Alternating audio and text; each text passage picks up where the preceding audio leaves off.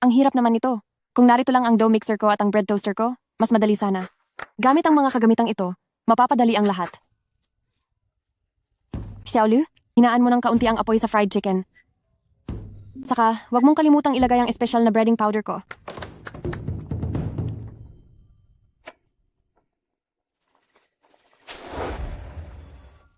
Miss, ang fried chicken nyo.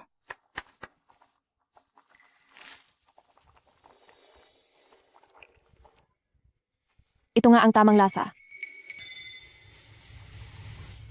Teka, bakit bigla akong nahihilo?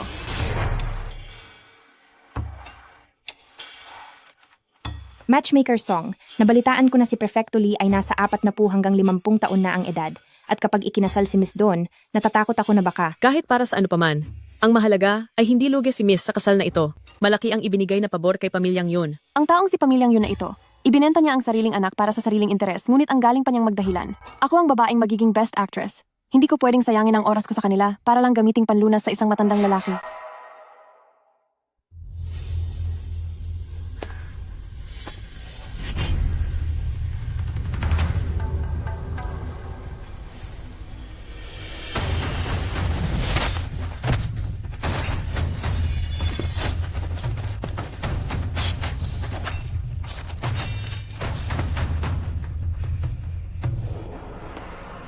Mahal na prinsipe, ang mga tao mula kay ikalawang prinsipe ay ninakaw ang yin bug na nahanap ni Guro Wuji.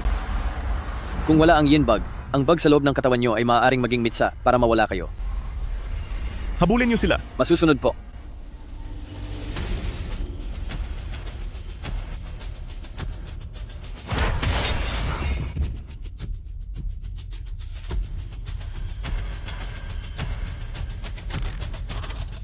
Mahal na prinsipe, narito na po ang yin bug.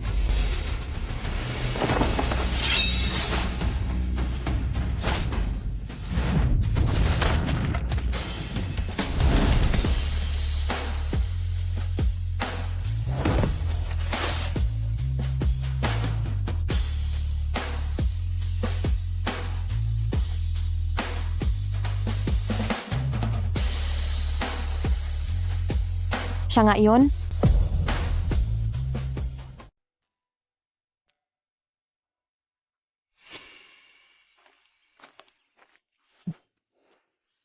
Xiaojin, sabi ko naman sa'yo, hindi mo na kailangang sumama sa acting class ko. Nag-apply ka na para mag-leave sa eskwela, kaya dapat ay magpahinga ka na lang ng mabuti. Ang pagpapagaling ng iyong katawan ang iyong pangunahing prioridad. Kung napapagod ka, mahiga ka muna at matulog. Hindi ako napapagod. 3, 2. Sige na. Makikinig na ako sa asawa ko para humaba ang buhay ko. Ang pangunahing prioridad ko ay ang titigan ka pa ng matagal. Kahit saglit lang.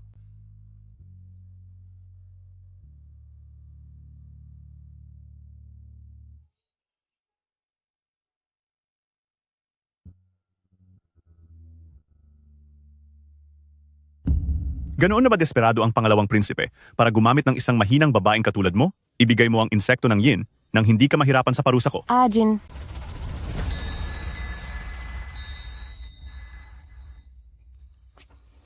Siya na ang nagsisilbing host ng insekto ng yin. Ano ang ibig sabihin ng host ng insekto ng yin?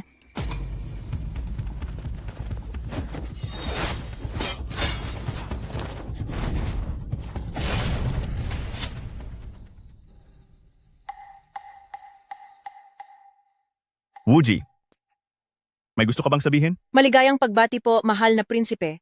Ang insekto ng yin ay pumasok na sa katawan ng babaeng iyon kanina.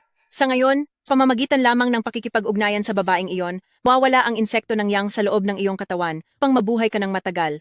Ngunit kapag kayo ay naging malapit masyado sa host, inyong isipan ay maaaring maapektuhan ng mga insekto at magkakaroon kayo ng matinding pagkagusto sa kanya na maaaring magpalito sa inyo.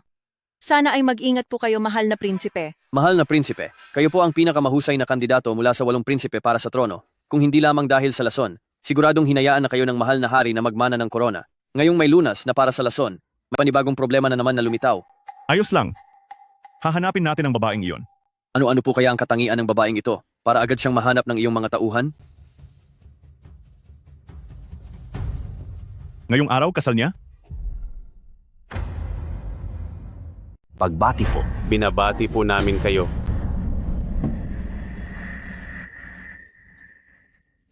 Kamahalan Ding Baywang, anong nagdala sa inyo rito?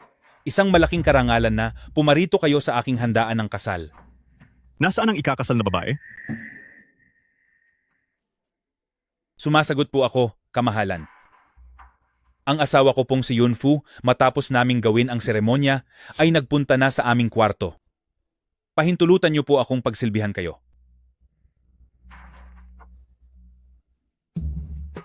$1,000. $2,000. Yayaman na ako.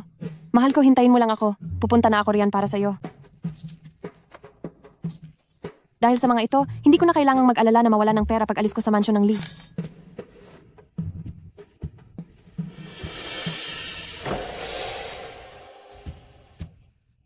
Anong ginagawa mo rito? Hindi na nga niya ako matandaan.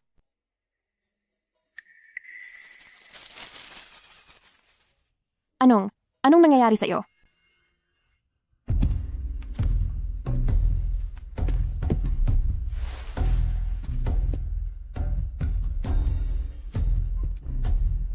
Sa ngayon, pakikipagtalik lamang sa babaeng iyon ang tanging paraan para maalis ang sumpa sa iyong katawan at para humaba ang iyong buhay. Ngunit kapag masyado ka nang malapit sa babaeng pinanggagalingan nito, ang iyong kaisipan ay maaaring maapektuhan ng masamang sumpa.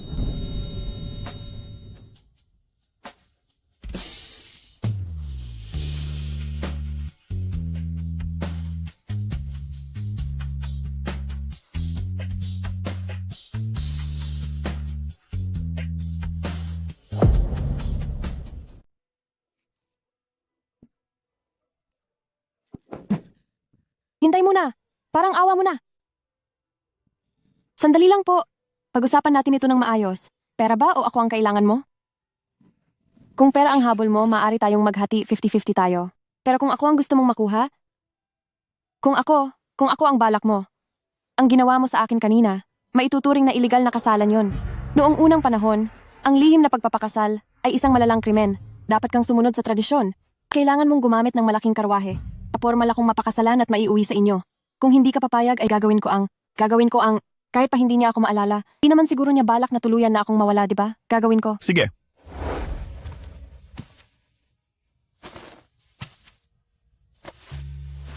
Kung gusto mo ng formal na pagkilala, bukas ay pupunta ako sa pamilyang yon para mamalakaya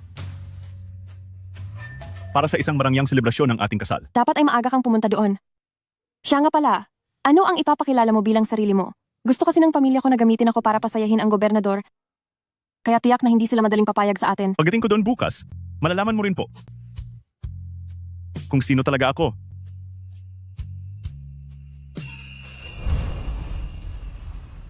Maligayang pagbati. Mahal na prinsipe, basta't makasama niyo ang babaeng ito at mawala ang bisa ng lason, ang pag-akyat niyo sa trono ay magiging madali na lamang para sa inyo. Subalit, kailangan ko po kayong paalalahanan. Ang taglay ninyong enerhiya ay likas na kalaban ng kanyang enerhiya. Dahil siya ang napiling sisidlan, mas na maging isa kayo, siguradong masisira ang kanyang pangangatawan. Maaring malumpo siya habang buhay. O mas malala pa, maaari siyang mawala sa atin. Kung mangyari man yon, bigyan siya ng isang marangyang libing.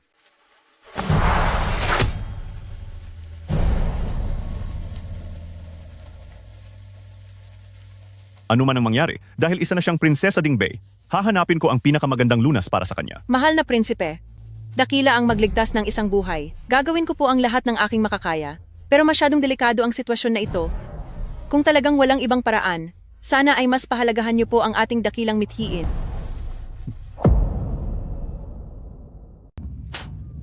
Ikaw na walang hiyang suwail na anak? May kapal ka pa ng mukha na pumasok sa pinto ng aking pamilyang yon? Napaka-violente mo. Palagi mo na lang akong sinasaktan. Kung hindi lang. Hindi lang dahil sa hindi inaasahang pangyayari. Hindi ako kailanman papasok sa pinto ng pamilyang yon. Aking kapatid, sa mismong araw ng kasal mo, sa harap mismo ng lalaking pakakasalan mo, ay sumama ka sa ibang lalaki. Ngayon, ibinalik ka pa dito ng pamilya ng asawa mo? Dahil sa napakasamang ugali mo, talagang kinaladkad mo ang dangal ng ating pamilyang yon. Sinasabi mong ikinahihiya mo ako. Pero hindi ko pa binibatikos ang pagbenta niyo sa anak para sa pera? Tapos magpapanggap pa kayo sa harap ko bilang mga tagapagtanggol ng moralidad. Ang iyong Prefecto Lee ay isang opisyal ng gobyerno. At dahil ikinasal ka sa pamilyang Lee, naging mapalad ka na. Ang ganito kalaking swerte. Ano pa ang hindi mo magustuhan? Sa'yo na lang ang swerteng iyan. Gusto mo ba? Ngayon din ay bumalik ka na sa pamilyang Lee at humingi ka ng tawad. Ayoko. Sasabihin ko sa inyo ang totoo. Bumalik ako ngayon para hintayin ang lalaking pakakasalan ko na pumunta rito sa pamilyang yun para mamalakaya. Maghintay kayo kung gusto nyo. Kung hindi ay huwag na kayong magsalita ng marami. Bakit hindi pa dumarating ang lalaking iyon? Siya na lang ang pag-asa ko ngayon para tuluyan nang makalayo sa pamilyang yun.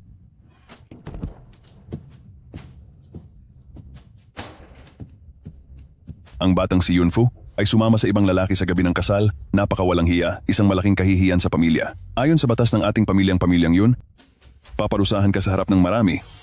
Bilang babala sa iba, Totoo ba ang gagawin nyo? Makinig po kayo sa akin, nangako siya. Napupunta siya ngayong araw para sa akin. Pagdating niya, siguradong magbibigay siya sa pamilyang yun ng isang maayos na paliwanag. tumahimik ka. Isang lalaking walang pera at kapangyarihan ay wala sa posisyon para mamanhikan sa pamilyang yun. Ano ang akala mo sa pamilyang yun na kahit sinong lalaki ay pwedeng mapabilang dito?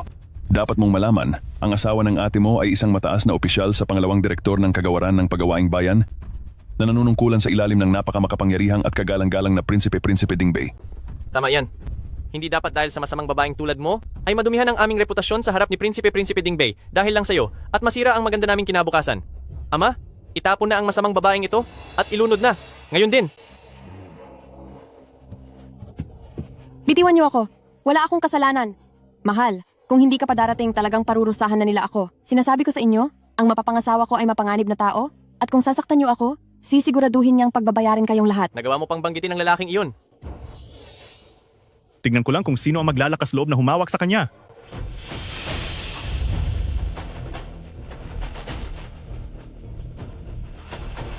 Si Prinsipe Dingbei at si Xiao Jin ay may dalang 10,000 gintong barya, 1,000 pilak, 500 piraso ng mamahaling alahas, 300 ektarya ng lupain para formal na mamanhikan sa pamilyang yun at hingi ng kamay ni Yunfu.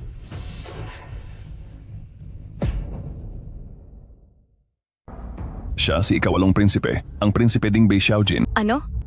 Siya ang hinahangaan ng lahat ng kababaihan sa buong kabisera? Ang makapangyarihang Prinsipe Dingbei, mahal na prinsipe? Hindi po namin alam na ang Prinsipe Dingbei mahal na prinsipe ay bibisita sa aming hamak na tahanan. Paumanhin po at hindi namin kayo nasalubong ng maayos. Sana po ay patawarin niyo kami, mahal na prinsipe. Siya talaga ang Prinsipe Dingbei? Sino ang nagbigay sa inyo ng lakas ng loob? Nabastusin ang asawa ng isang prinsipe. Asawa ng prinsipe? Ikaw talaga si ikawalong prinsipe? Ang sinasabi nilang Prinsipe Dingbei Xiaojin? Sabi nila ang Prinsipe Dingbei mahal na prinsipe ay walang interes sa babae? Ni wala kahit isang kabit sa mansion niya? Pero bakit nagustuhan mo ang masamang babaeng si Yunfu? At ang Prinsipe Dingbei ang may pinakamalaking pagkakataong maging hari? Ibig sabihin, sa hinaharap ay posibleng maging reyna si Yunfu? Maging reyna? Talaga ba ang pangarap kong maging reyna sa pag-arte? Dito magkakatotoo? Pumunta ako rito sa araw na ito upang ibigay sa inyo sa pamilyang yun ang mga regalo sa kasal para pakasalan si Yunfu, ngunit sino ang mag-aakalang mangangahas kayong saktan siya? Ang manghamak sa asawa ko, ano ang nararapat na parusa? Maawa Mahal po na kayo. prinsipe. Patawarin Mahal na niyo po kami. prinsipe. Mahal na prinsipe, maawa po kayo.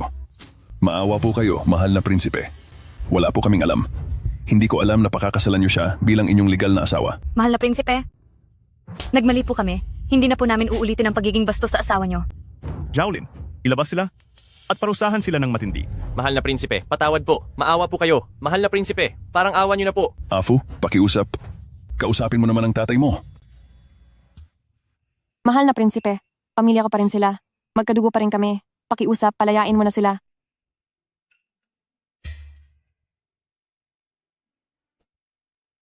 Nagmamakaawa ka sa akin? Nasaan ang katapatan mo? Grabe, nilalandi ba niya ako? Anong gusto mong mangyari? Chill lang, dapat mahinahon. Sabi ko pakakasalan kita. Bumalik tayo sa mansion at magpakasal.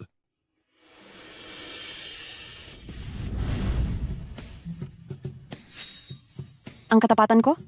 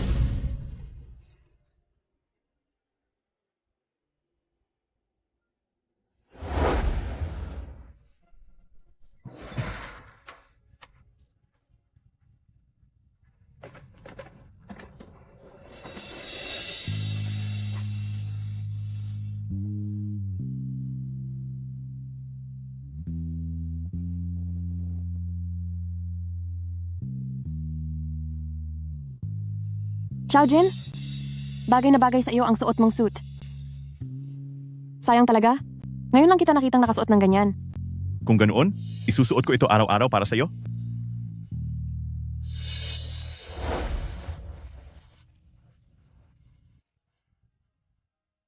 Ano sa tingin mo?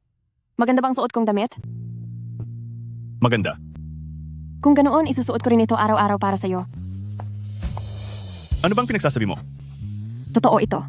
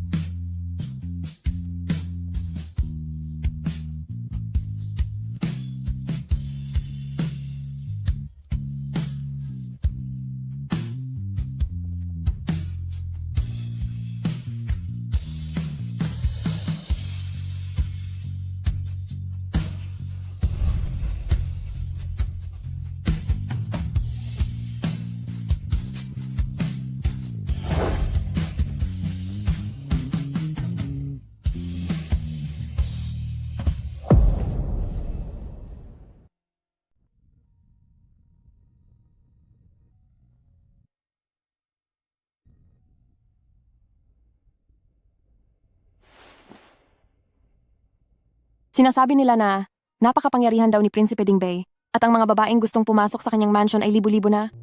Bakit mo pa ako gustong pakasalan?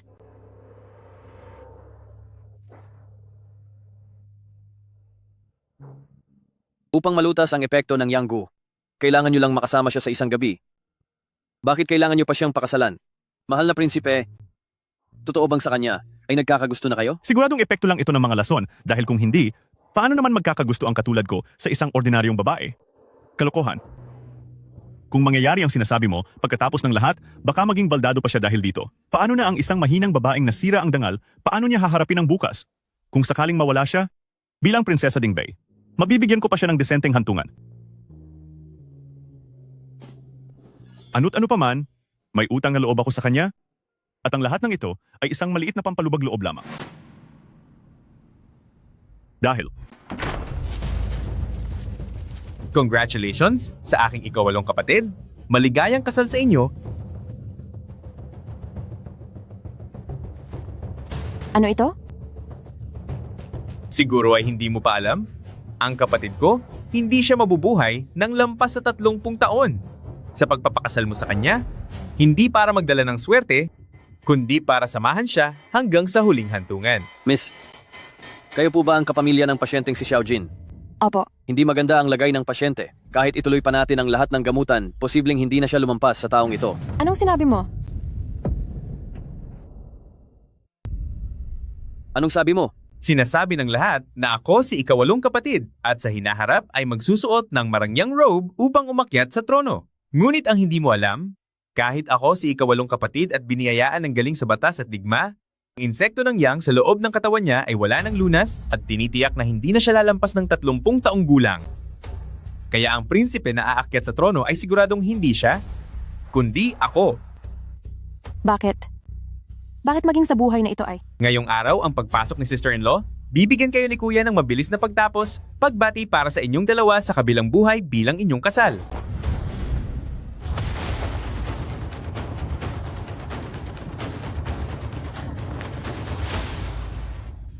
Xiaojin! Mahal na prinsipe, Xiaojin! hindi maganda ito.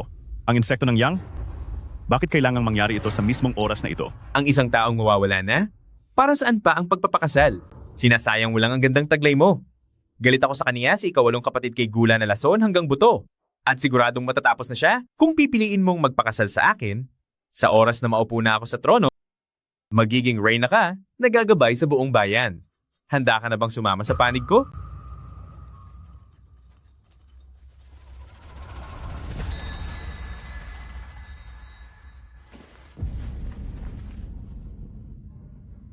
prinsesa, bakit mo nagagawang gawin ito? Ajin?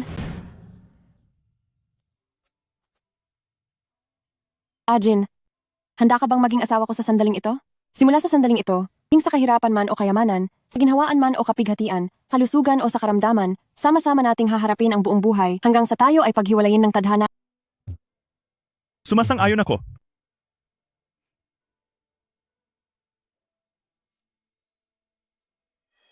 Nagsisisi uli ako. Ayoko ng kayamanan o katanyagan. Hindi ko kailangan ng magandang kinabukasan. Ang gusto ko lang ay maging maayos ang kalusugan mo.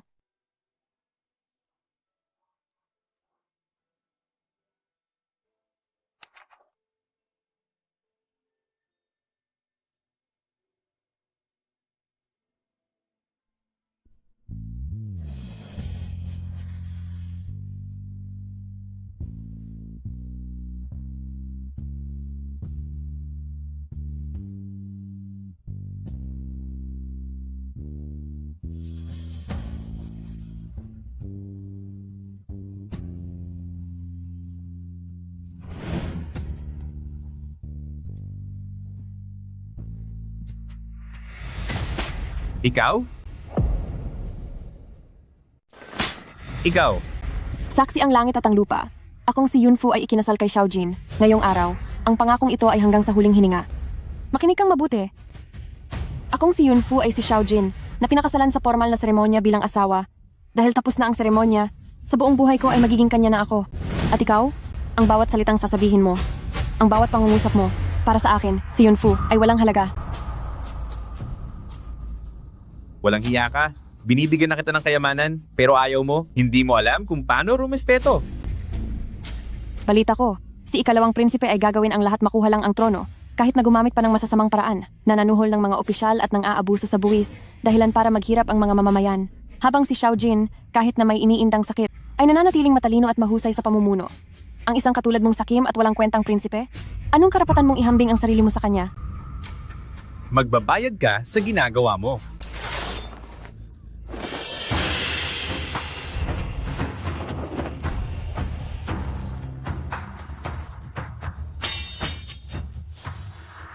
Xiaojin, hindi mo ako pwedeng parusahan? Ako ang iyong pangalawang kuya. Maingay ka. Mahal na prinsipe. Mahal na prinsipe? Mahal na prinsipe. Xiaojin? Mahal na prinsipe.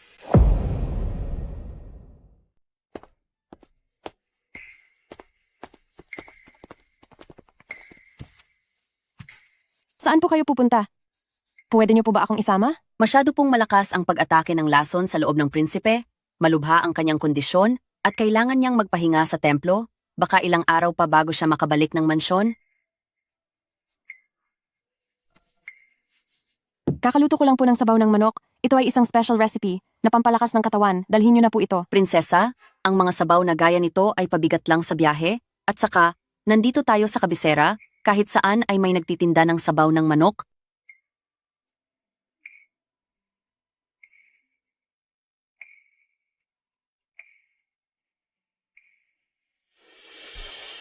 Dalhin nyo na yan. Opo.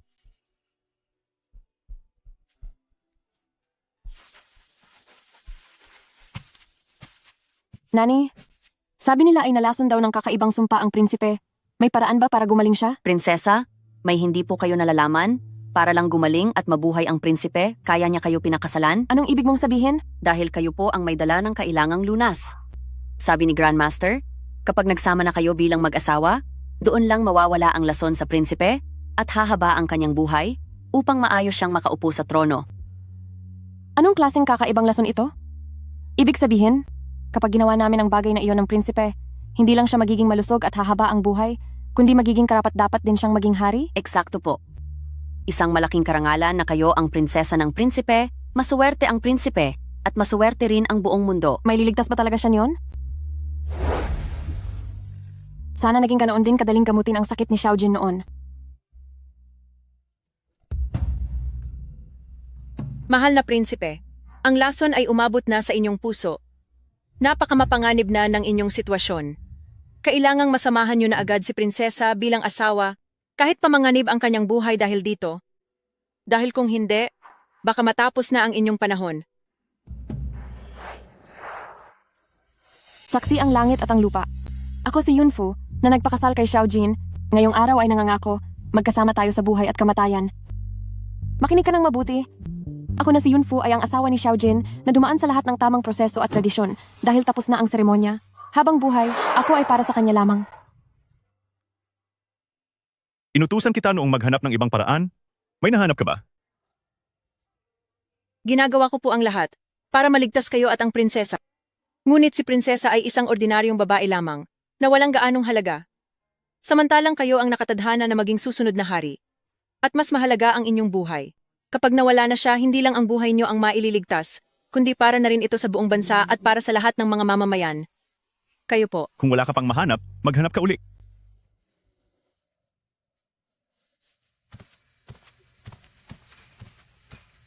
Napansin ko na malungkot siya nitong mga nakaraang araw. Pumunta ka sa bodega at kumuha ng mga alahas. Iyon ang hilig niya noon pa man. Ngunit sobrang daming ginto at pilak sa loob. Kailangang mamili ng ilang mga gamit doon. Anong uri po ng disenyo ang gusto nyo? Hayaan mo siyang mamili. Basta kung ano ang magugustuhan niya.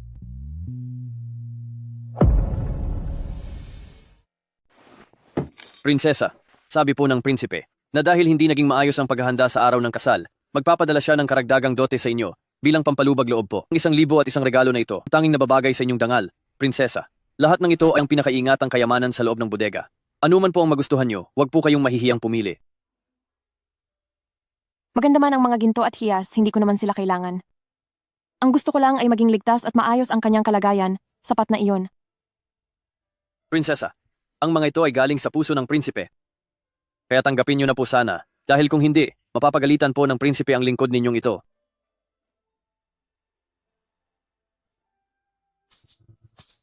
Kung mayroon na kaming ganito kalaking pera noon, hindi na sana niya kailangang makisiksik sa akin sa madumi at magulong silid sa ilalim ng lupa.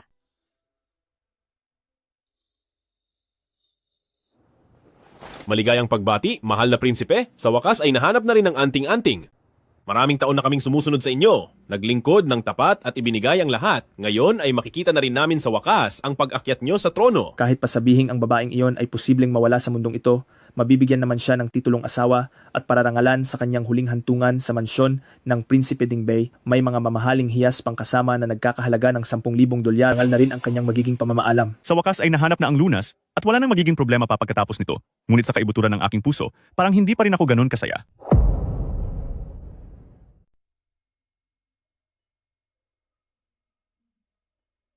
Sinasabi nila na ang mga puting plum blossom sa mansyon ng Prinsipe Dingbei ay isa sa mga pinakamagandang tanawin sa Kapitolyo. Ngunit sayang at karamihan sa mga tao ay walang pagkakataong makita ang mga ito. Ayon sa usap-usapan, ang paghiling sa puno ng bulaklak ay makapagbibigay sa iyong minamahal ng kayamanan at kaligtasan. Ano po kaya ang hiniling ni ate kanina? Hindi, parang wala masyadong katapatan ito.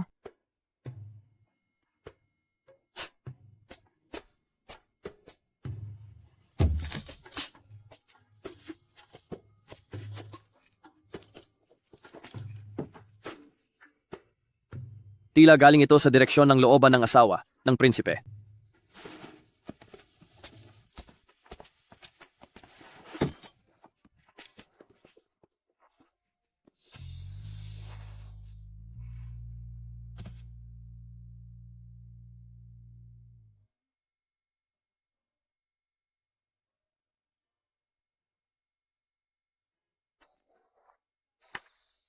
Sana ay dinggin ako ng mga Diyos. Pangalagaan niyo po ang buhay ni Xiaojin upang maging malusog at mahaba ito. Sa mga makapangyarihang Diyos, ang inyong tapat na lingkod na si Yunfu ay may hiling. Kakaikasal ko pa lamang, ngunit ang aking asawa ay nakikipaglaban sa malalang sakit at ang gulo sa loob ng palasyo ay puno ng panganib. Ang asawa ko ay may iniindang sakit sa loob at may mga kaaway na nag-aabang sa paligid. Labis ang pag-aalala sa aking puso, ngunit wala akong magawa para tulungan siya. Kaya narito ako upang mag-alay ng 10,000 dolyar na insenso at magsumamo sa inyo. Una, dalangin ko na humaba ang buhay ng aking asawa at maging ligtas sa anumang karamdaman. Ikalawa, sana ay mamuhay siya ng payapa at maging maayos ang lahat. Ikatlo, na kaming dalawa ng aking mahal na prinsipe ay magkaroon ng pagmamahalang may respeto hanggang sa kami ay tumanda.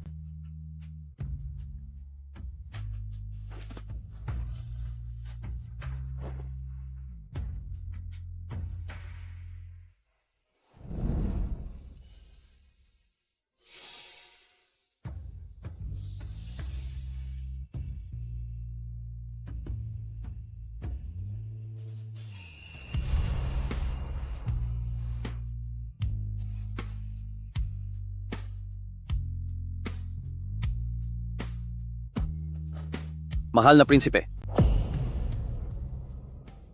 Kakulangan ko po ito dahil hindi ako nakahanap ng perpektong solusyon. Pero mahal na prinsipe, malapit nang mamaalam ang mahal na hari at ang iba pang mga prinsipe ay nakahanda na ang mga hukbo sa labas ng lungsod. Kung hindi pa kayo magsasama ng inyong asawa para maalis ang lason sa inyong katawan, nangangamba po ako na hindi kayo makakaakyat sa trono ng maayos. Alam ko iyan. Mahal na prinsipe, huwag niyo nang intindihin ang maliliit na bagay sa pagkamit ng tagumpay. Kilala kayo sa pagiging mapagpasya. Bakit niyo hahayaan na ang inyong damdamin ang maglagay sa inyong buhay sa panganib? Mahal na prinsipe, sinamahan niyo ang inyong mga tauhan na magtiis ng 10 taon, nalampasan ang lahat ng pagsubok, at ngayon ay makakamit na ang inyong pinapangarap. Hindi lang ang lunas na magliligtas sa inyong buhay, kundi pati na rin ang pagkakataong maging hari sa maayos na paraan. Mahal na prinsipe, wag po ninyong hayaang dahil lang sa isang babae, mawala lang ang lahat ng pinaghirapan nyo sa loob ng 10 taon. Mahal na prinsipe, sumunod po ang mga tauhan nyo at binuwis ang buhay sa loob ng 10 taon. Naghihintay lamang po kami sa araw ng inyong pagluklok sa trono. Ngayon naman ay dahil lang sa isang babae, magiging malambot ba ang inyong puso? Ang iba pang mga anak ng hari ay puro mga masasamang tao. Kung pupunta ang kaharian sa iba, natakot ako na magkakagulo ang buong mundo at magdurusa ang lahat ng mamamayan. Handa kaming mamatay para mapakinggan niyo po, pakiusap, mahal na prinsipe. Isipin niyo po ang mas nakakarami. Handa kaming mamatay para mapakinggan niyo po, pakiusap. Mahal na prinsipe, isipin niyo po ang mas nakakarami.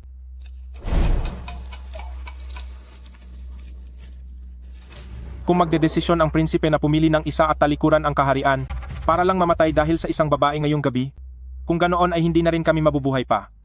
Maraming salamat sa ilang taong paggabay niyo dahil sa inyong pagsasakripisyo ng ilang dekada sa kabilang buhay po. Mauuna na kami. Tama na.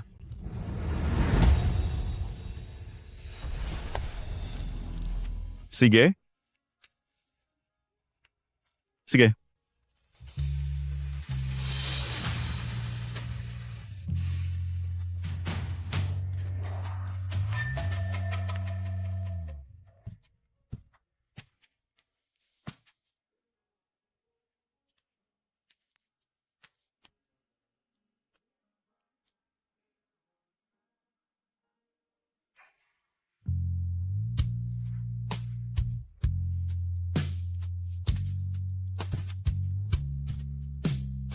Mahal na prinsipe, nandiyan na pala kayo? Afu, anong ginagawa mo? Ito ang gabi ng ating kasal. Xiaojin, sa pagkakataong ito, kailangan kitang iligtas. Alam ko na po na kailangan nating magsama para mailigtas ang buhay niyo.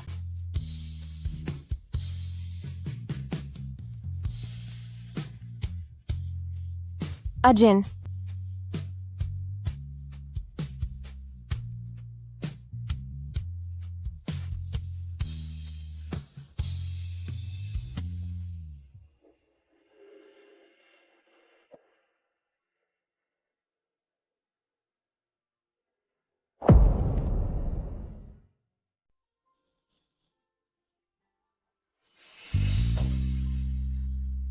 nung araw na iyon, hindi pa tayo nakapag-toast para sa kasal natin. Sige.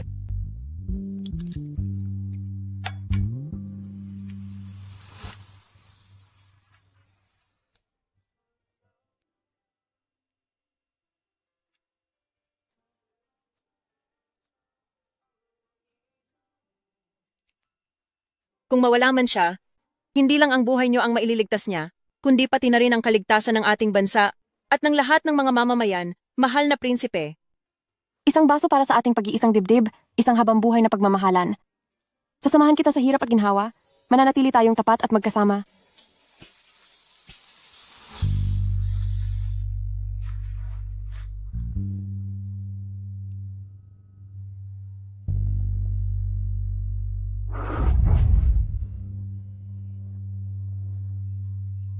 kapag nagsama na kayo sa kama, siguradong masisira ang kanyang kalusugan, maaaring malumpo ang kanyang katawan, o ang malala ay maaaring mawala na siya. Ako si Yunfu at asawa ako ni Xiaojin. Pinakasalan niya ako sa marangal na paraan. Dahil tapos na ang seremonya, sa buong buhay ko, ako ay magiging kanya na.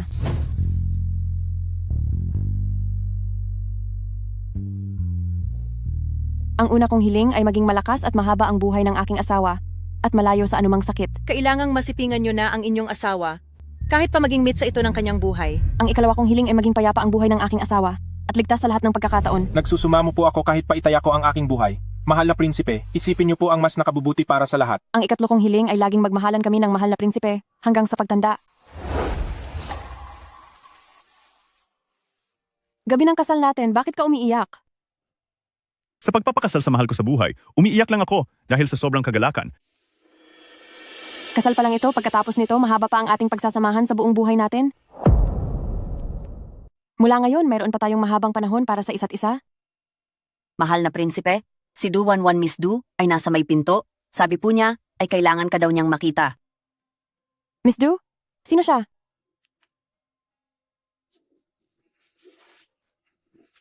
Xiaojin, kasal natin ngayong gabi. Sa ibang araw na lang. Bigla kong naramdamang hindi mabuti ang aking katawan ngayong gabi.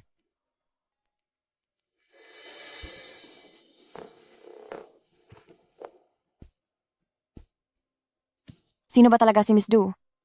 Para sa kanya, si Xiaojin ay hindi na nagpagamot sa lason. Siya ba ang mahal niya?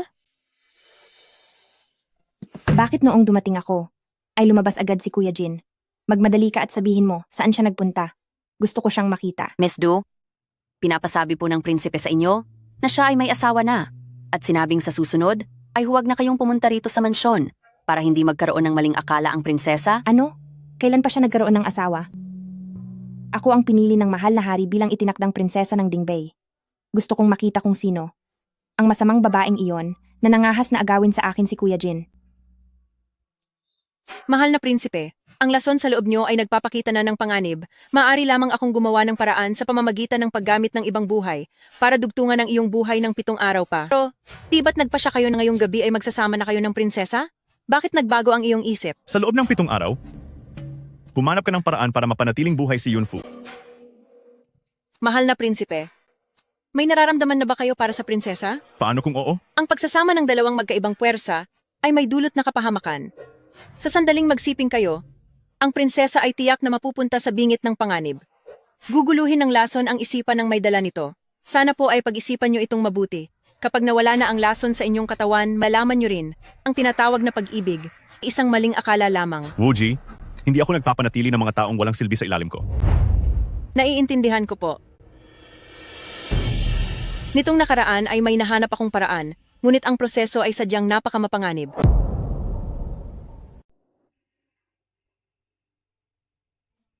Balita ko po kagabi, ay umalis ang mahal na prinsipe bago pa man may mangyari sa kanila. Hindi na siya bumalik buong gabi. Wala man lang marka sa kama. Mukhang totoo nga ang bali-balita. Hindi mo pa ba nababalitaan? Ang mahal na hari, ipinagkasundo ang pamangkin ng reyna na si Lady Du 11 para ipakasal sa ating prinsipe. Siguradong dahil kay Miss Du, kaya hindi siya lumalapit sa babaeng iyon. Kaya naman pala, dahil itong si Miss Du, bukod sa kamag-anak ng reyna, ay kababata rin ng mahal na prinsipe. Kung ako ang prinsipe, pananatilihin ko rin ang sarili ko para lamang kay Miss Du. Huli na ba ako? Sa buhay na ito, may mahal na siyang iba. Hayaan na lang, hindi naman sinabi ni mother-in-law na mamahalin pa rin niya ako sa buhay na ito. Basta't nasa mabuti siyang kalagayan, kahit pa may mahal siyang iba, higit na mas mabuti ito kaysa noong huli.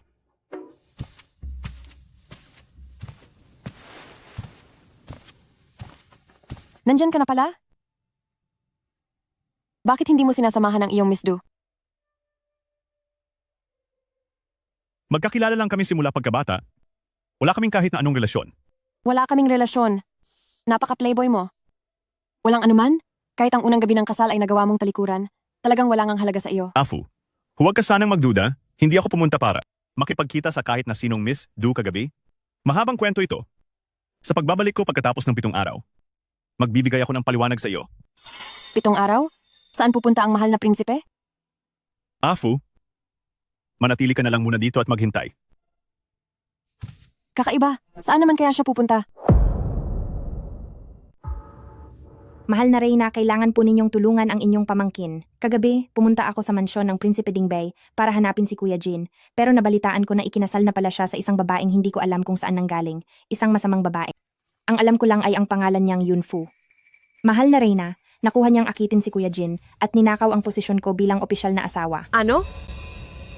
Ikaw ang mismong pamangkin ko at ang hari mismo ang nag-utos na ikaw ang maging opisyal na asawa ni ikawalong prinsipe. Yunfu, isang hamak na babae na hindi ko man lang narinig ang pangalan, nagawa niyang maging mapangahas para bastusin ka. Uno ko Zhang,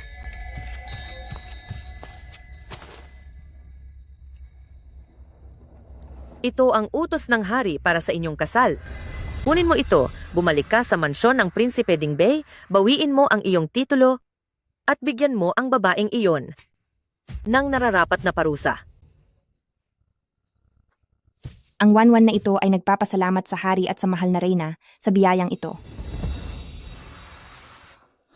Yunfu, hawak ko na ang kautusang ito. Tingnan natin kung paano ka palalaban sa akin.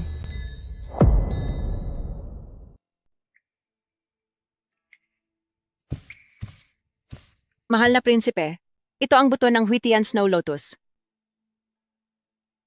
Ayon sa mga sinaunang kasulatan, ang Huitian Snow Lotus na ito ay may pambihirang bisa na patatagin ang kaluluwa at espiritu ng isang tao. Kung maipapainom ito sa prinsesa bago kayo magsama, masisigurado ang kaniyang kaligtasan.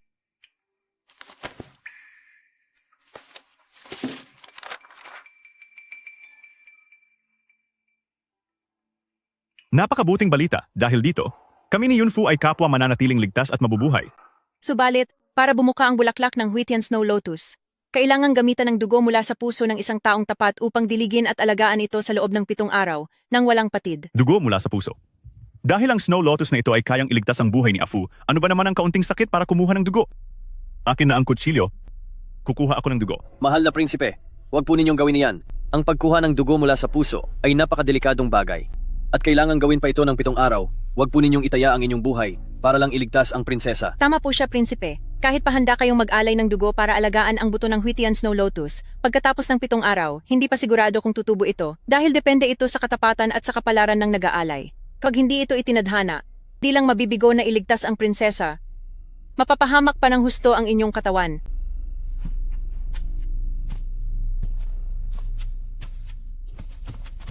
Mahal na prinsipe, ang pagpili sa susunod na tagapagmana ay malapit na pong mangyari.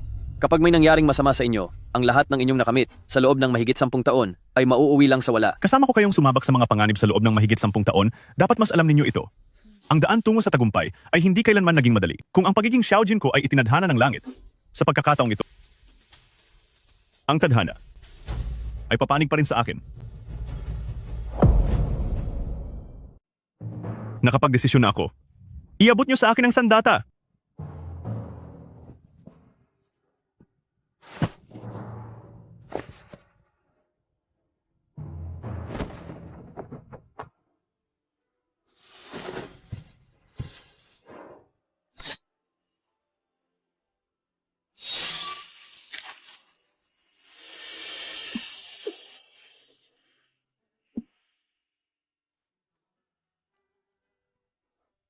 Maraming babaeng nagnanais na pumasok sa buhay ng isang mansyon ng Prinsipe Dingbei, ang libu-libong iba pa. Bakit ako ang gusto mong pakasalan?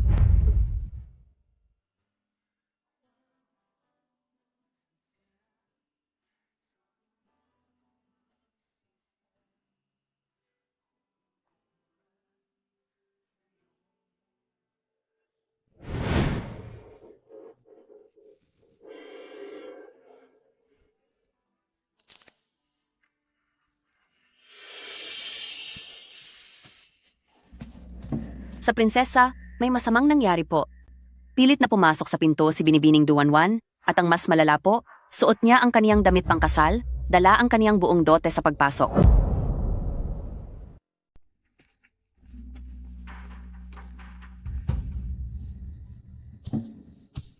Ikaw ba si Duwanwan?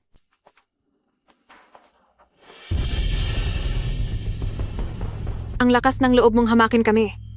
Nakaharap mo na si Prinsesa Dingbei at nangangahas kang hindi magbigay ng galang. Ikaw si Prinsesa Dingbei? Kung ganoon, sino ako?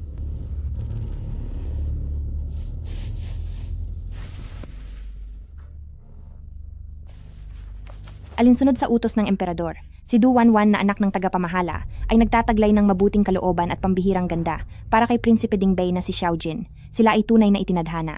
Upang pag-isahin ang magkasintahan, pinag-uutos na ang anak ni pamilyang Du na si Du Wanwan ipakakasal kay Prinsipe Dingbei bilang katuwang sa buhay. Ito ang utos. Ano, narinig mo ba? Malinaw na nakasulat sa atas na ito na ako ang tunay na asawa ni Kuya Jin, habang ikaw, isang babaeng mababa ang pinagmulan, ay nag-aasam pa ring mapalapit sa mataas na posisyon ni mansyon ng Prinsipe Dingbei? Nananaginip ka. Tingnan mo ang mukha ni aking kapatid. Parang puno siya ng sama ng loob. Huwag mong sabihing, balak mo pang suwayin ang utos ng hari? Hindi po. Kaya lang, itong utos para sa kasal, dapat ang mahal na prinsipe ang tumanggap nito. Nagkataong wala ang mahal na prinsipe nitong mga nakaraang araw, kaya wala akong karapatang magpasya para sa kanya. Huwag kang mag-alala. Sa totoo lang ay ang utos na ito ay dahil kay Kuya Jin na nakuha niya mismo sa hari. Sinasabi mong ang utos na ito ay nanggaling kay Xiaojin? Ang tuso mo, Xiaojin? Hindi pa nga natatapos ang lahat, ay nang iiwan ka na sa ere. Sina Miss Du at Prinsipe Dingbay po ay sadyang bata pa lang ay magkakilala na at tunay na nagmamahalan. Siya lang ang tanging karapat-dapat na maging legal na asawa ng Wang Ye. At para sa isang katulad mo na galing sa mababang pamilya at pangalawang beses nang nagpakasal, kahit maging isang simpleng katulong man lang, ay hindi ka nababagay. Tama na, dahil nakapasok na ako bilang prinsesa, ang pangunahing silid dito sa mansyon ng Prinsipe Dingbay ay dapat nang ibigay sa akin bilang si Prinsesa Dingbay. Anong ginagawa mo pa dyan? Bilis, iligpit mo na ang mga kalat mo at lumayas ka na sa kwarto ko. Tumigil kayong lahat! Pribadong ari-arian ko ang lahat ng ito. Labag sa batas ang ginagawa nyo. Ate, hindi mo po pwedeng itapon yan. Mahalagang gamit po yan ng Wang Ye. Matagal niya na pong iniingatan yan. Hindi dapat magasgasan kahit isang sinulid. Kapag nasira niyo po yan pagbalik ng Wang Ye, ay siguradong malaki ang magiging parusa niyo. May nakaburda palang makulay na paru-paro sa panyong ito. Prinsesa, may salitang paru-paro sa pangalan nyo. At itong panyo naman po ay paboritong gamit ng prinsipe. Halatang ang prinsipe ay matagal nang may malalim na pagtingin sa inyo. Madalas niya sigurong hawak ang panyong ito dahil lagi niya kayong naaalala. Hoy, nakikita mo ba ito? Laging akong iniisip ng Wang Ye, kaya naman sadyang may burdang paru-paro itong panyong lagi niyang daladala. Wala akong pakialam kung anong tukso ang ginawa mo para lang madala ang Wang Ye sa kama. Pero sa puso ng Wang Ye, ako ang mahal niyang asawa at isa ka lamang hamak na babaeng walang posisyon sa labas. Ang panyong yan. Nakita ko na yung dala ni Xiaojin noon. Xiaojin, hayop ka. Balak mo pa talagang kumuha ng dalawang asawa? Nagkamali talaga ako sa pagkakilala sa'yo. Isang kabit na walang pakinabang, naglalakas loob na mang-agaw ng posisyon. Bilisan mo at palayasin na iyang ako ang prinsesa sa mansyon. Kahit papaano, ako pa rin si Xiaojin, ang legal na asawa na pinakasalan sa marangal na paraan. Kung gusto mong makuha ang posisyon ko, hintayin mong si Xiaojin mismo ang magbigay sa akin ng divorce papers. Hindi ako naniniwala na bago pa gumaling si Xiaojin, ay palalayasin niya ako. Sige, talaga bang nagmamatigas ka pa? Ang mahal na reyna ay narito na. Habang wala si Kuya Jin sa mansyon, gagamitin ko ang kamay ng reyna upang parusahan itong ambisyosang babaeng ito. Pagbati po sa inyo, mahal na reyna. Sumainyo po ang kapayapaan at kaligtasan, mahal na reyna. Ikaw ba ang babaeng dinala rito ni ikawalong prinsipe? Galing ka lang sa mababang pamilya? Isang babaeng hiwalay na sa asawa at naglakas loob ka pang angkinin ang posisyon ng prinsesa sa Dingbay Mansyon? Hindi mo lang pinahiya ang pamilyang Xiao, kundi maging ang sarili mong angkan. Ano naman kung pangalawang asawa na ako? Hindi naman ako sa'yo nagpakasal. Ang dumi ng utak mo. Wanwan ay bumabati sa mahal na reyna.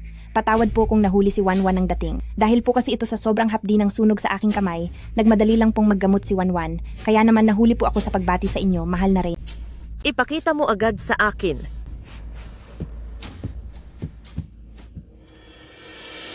Wanwan, paanong ang iyong kamay?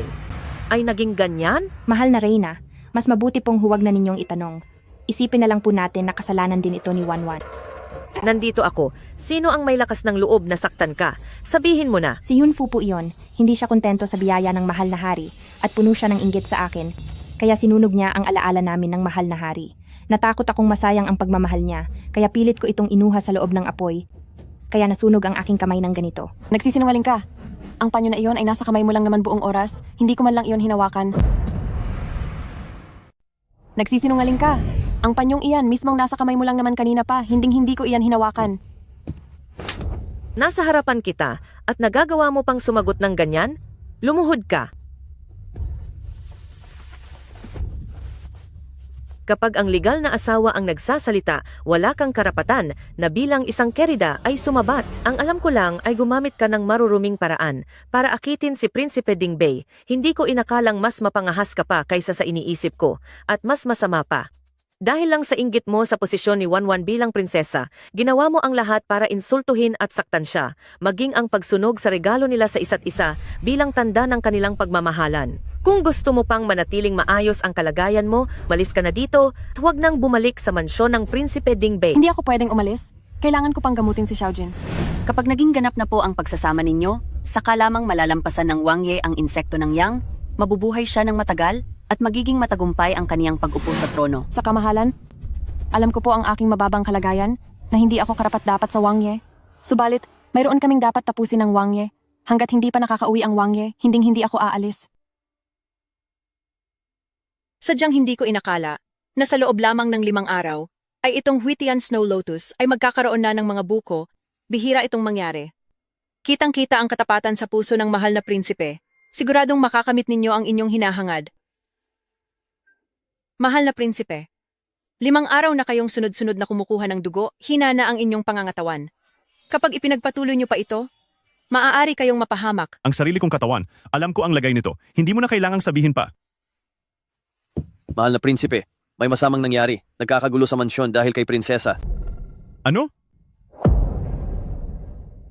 Sa pagitan namin ng mahal na prinsipe, may isang personal na bagay pa kaming dapat tapusin. Hanggat hindi bumabalik ang mahal na prinsipe sa mansyon, hinding-hindi ako aalis. Mahal na Reyna, tingnan niyo po siya. Isang hamak na kerida lamang, pero nagagawa niyang gamitin ang kanyang malisya para makapanatili rito ng walang kahihiyan sa mansyon ng prinsipe at ayaw nang umalis. Tila ba sa buhay kong ito, hindi na nakatadhana na maging asawa ako ng prinsipe. Kaysa ganito na lang na hinahamak ako ng isang kerida, mas mabuti pang tapusin ko na lang ang paghihirap kong ito. Ikaw ang pamangkin ko at ikaw pa mismo ang pinili ng emperador para kay mansyon ng Prinsipe Dingbei bilang prinsesa. Paano mo hahayaang ang isang hamak na babaeng iyan ang mang-api sa iyo? Sige, ayaw mo talagang lumayas, di ba? Mula ngayon, kahit gustuhin mong umalis ay hindi mo na magagawa. Ngayong araw, ako mismo ang magpapasya para kay prinsesa at parurusahan ko ng husto ang walang hiya at bastos na babaeng tulad mo. Mga tauhan, isagawa ang parusa. Ikaw ang prinsesa. Tungkulin mong disiplinahin ang mga kabit. Dapat ay ikaw mismo ang magdisiplina at turuan ng tamang asal ang babaeng iyan. Wanwan, isagawa mo na ang parusa. Dahil utos ito ng mahal na Reyna, walang dahilan ang Wanwan para hindi sumunod po. Hindi nyo ito pwedeng gawin sa akin. Isang huwad na akusasyon, hinding-hindi tatanggapin ng isang Yunfu. Masamang babae. Kapag naparusahan na kita ng matindi, tingnan natin kung paano mo paakitin si Kuya Jin. Xiao Jin, tulungan mo ako! Ang mga has na saktan ng aking asawa ay kailangang magbayad.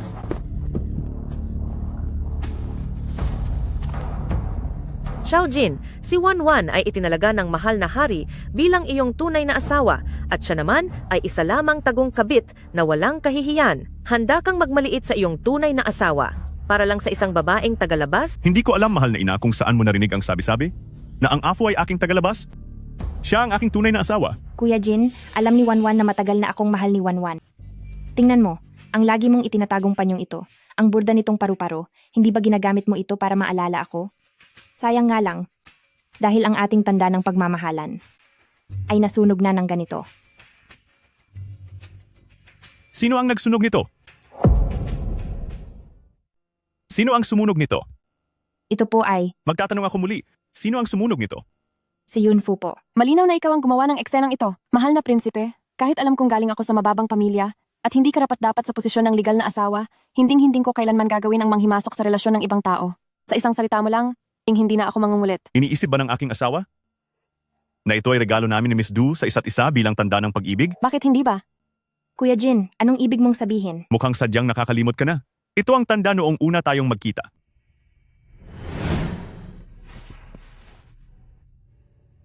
Ito kaya yung araw na? Ito ang tanda ng pag-ibig nating dalawa. Daladala niya pala ang tanda ng una naming pagkikita sa kanyang tabi.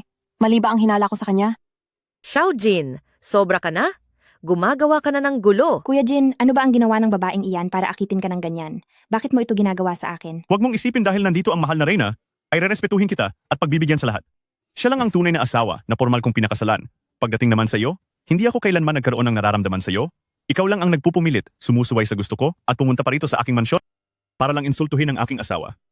Kamahalan, tingnan niyo po siya. Walang galang. Hindi ko alam kung anong pang-aakit ang ginawa ng babaeng ito sa iyo. Ngunit narito ang utos mula sa palasyo. Inuutos na pakasalan mo si Wanwan sa lalong madaling panahon. Walang modo ang masamang babaeng ito, pati ba naman ikaw ay susuway sa utos ko?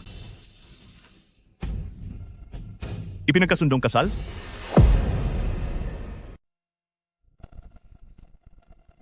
Kasal mula sa hari? Tignan mong mabuti, nakasulat dito ng malinaw, inuutusan kitang magpakasal agad kay Wanwan, pinapayuhan kita.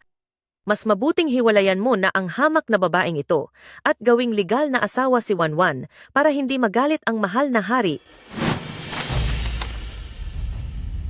Ikaw, paano mo nakuha na itapon ang utos ng iyong ama? Wala kang utang na loob. Huwag kang padalos-dalos. Ito ay utos mula sa hari. Masyado nang matanda ang aking ama. Nagkamali pa siya sa pagsulat ng kautusan. Kaya ako naman, pakiusap ko po sa aking ina na sabihin sa ama na gawan uli ako ng bagong utos na kilalanin si Yunfu bilang kaisa-isa kong legal na asawa.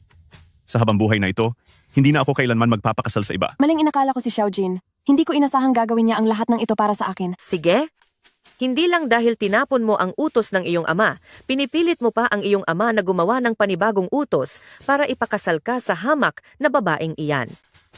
Suwail kang anak, nagmamarunong ka na ba sa amin? Sige. Dahil na rin sa matanda na at may sakit ang aking ama, hindi ko na po siya kailangang gambalain. Hihintayin ko na lang ang araw ng aking pag-upo sa trono at ako na mismo ang maglalabas ng utos para kay Yunfu. Ito ay pagsuway. Pagsuway. Masyado na kayong lumalabis. Narito ako, ang inyong reyna. Ngunit nagagawa niyo pa ring maging matigas ang ulo at magsalita ng ganyan. Reyna, kayo pa rin ang reyna sa ngayon. Ngunit nakakalungkot na malubha na ang lagay ni ama. At pagdating ng panahon, hindi na po kayo ang magiging reyna, di ba? Siya na ang papalit. Jiaolin, palabasin na ang bisita.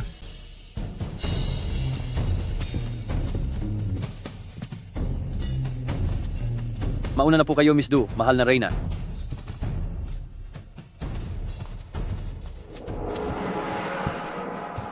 Ang walang hiyang si Yunfu. Ano kayang klaseng maruming paraan ang ginamit niya para mapaamo si ikawalong prinsipe ng ganito katindi na pati dangal ng pamilya ng hari ay kinalimutan na? Mahal na Reyna, si Kuya Jin ay hindi ganito noon. Masyadong mataas ang pamantayan niya. Paanong magkakagusto siya kay Yunfu na isang hamak na babaeng muling nagpakasal? Mahal na Reyna, siguradong may kakaibang nangyayari dito na hindi natin nakikita. Unuko Zhang, Nandito po ako. mag-imbestiga ka ng mabuti. Kung ano ba talaga ang tunay na pagkatao ng babaeng si Yunfu. Masusunod po.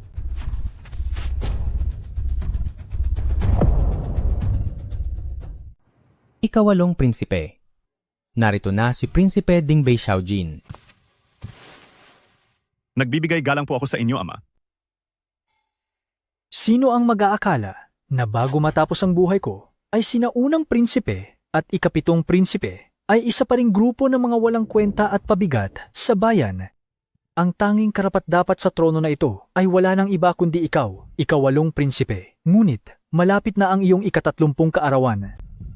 Ang iyong lason. Huwag po kayong mag-alala, ama. Nahanap ko na ang panlaban dito. Gagaling na ako sa loob ng ilang araw. Makukuha ko ang kapangyarihan at mamumuno ng matagal kasabay ng ating bayan. Ganoon ba?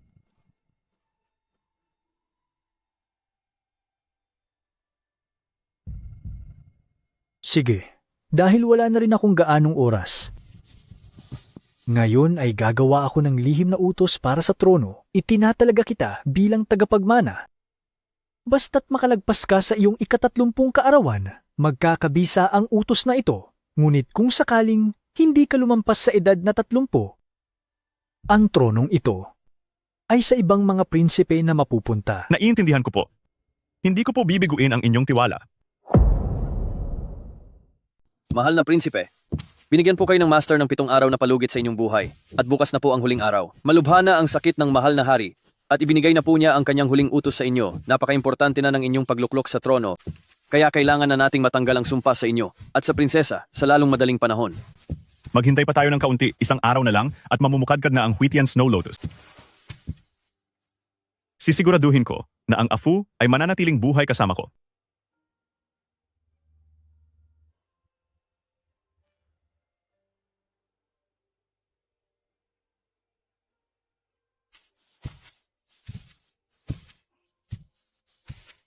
Ano ang itinatago mo? Ayaw kong ipakita sa'yo. Ipakita mo sa akin. Ayaw ko nga. Ayaw mong ipakita? Kapag hindi mo ipinakita ay baka. Sige na, sige na.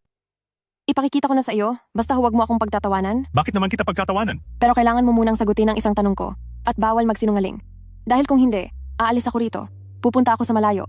At hindi mo na ako muling mahahanap. Ano ang tanong na iyon? Ikaw. Para sa iyo, ako ba ay isang gamot lang para sa iyong sakit? O ako ang asawa na makakasama mo habang buhay? Anong problema?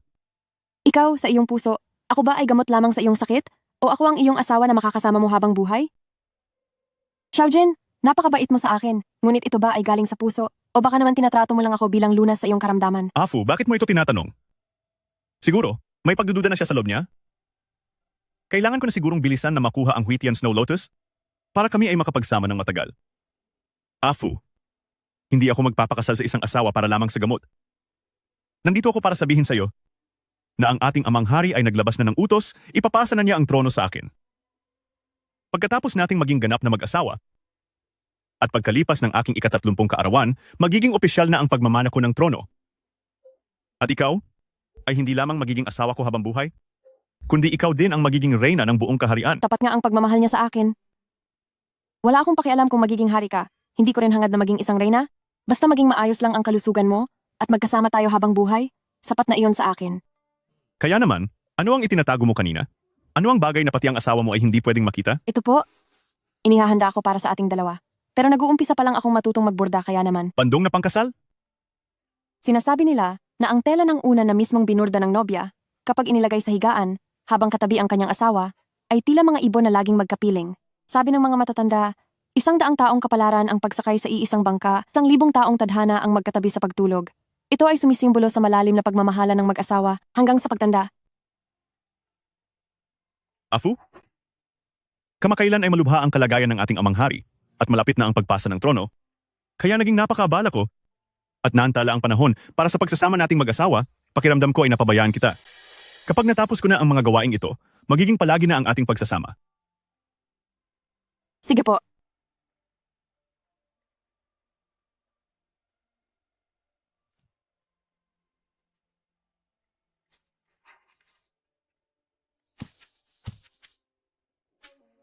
Mahal na Reyna, ang Yunfu ay siya palang may taglay ng insekto ng yin. Ano? Mahal na Reynang kamahalan, si Yunfu ang host ng Sumpang Orasan. Ano? Si Yunfu pala ang host ng Sumpang Orasan. Ang batang iyon na si Xiaojin, nagawa niyang itago ang lahat ng ito ng maayos. Pero, kahit na ang orasan sa loob niya ay kayang iligtas ang buhay ni Kuya Jin, anong mapapala natin doon? Siya ay hamak lamang na isang babaeng nagpakasal muli at mababa ang pinagmulan. At higit pa riyan, pagkatapos nilang magsama bilang mag-asawa, siguradong mawawala na siya kung gagamitin siya ni Kuya Jin bilang panlaban sa sakit. Sapat na sana iyon.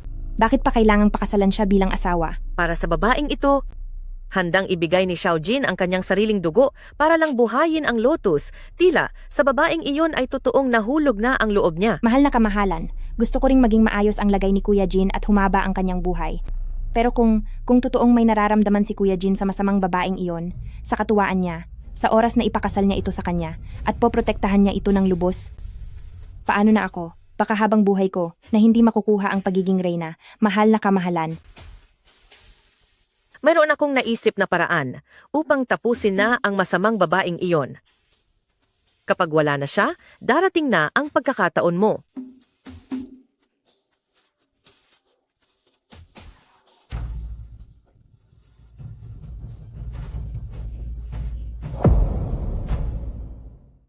Sa wakas, ang Huitian Snow Lotus Pill ay nabuo na rin.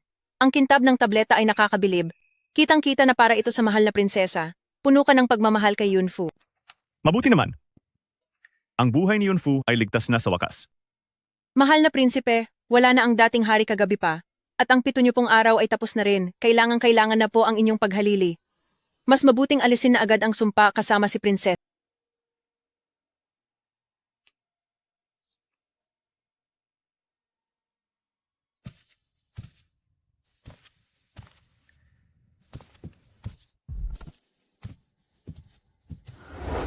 Mabuti na lang at nakapaghanda ako agad. Palihim ko itong ipinalit sa totoong Snow Lotus Pill. Yunfu, sa pagkain mo ng pekeng snow lotus pill na iyan, ito na ang magiging huling araw mo. Dahil ako lang ang dapat na maging asawa niya. Ako lang, si Duwanwan.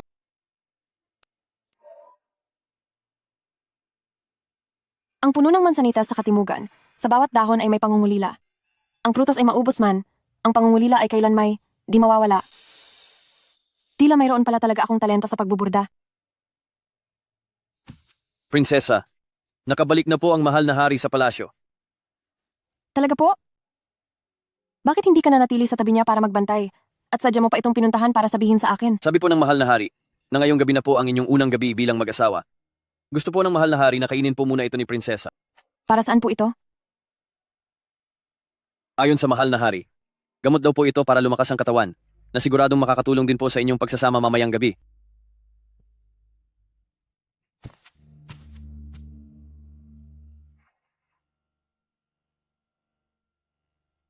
Walang galang talaga.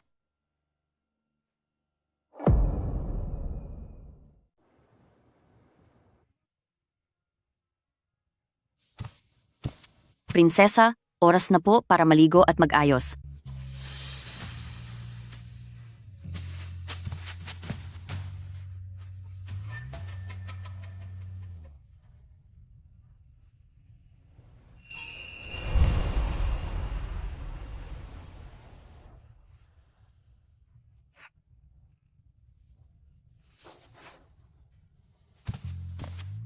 Nani, ibigay mo na sa akin.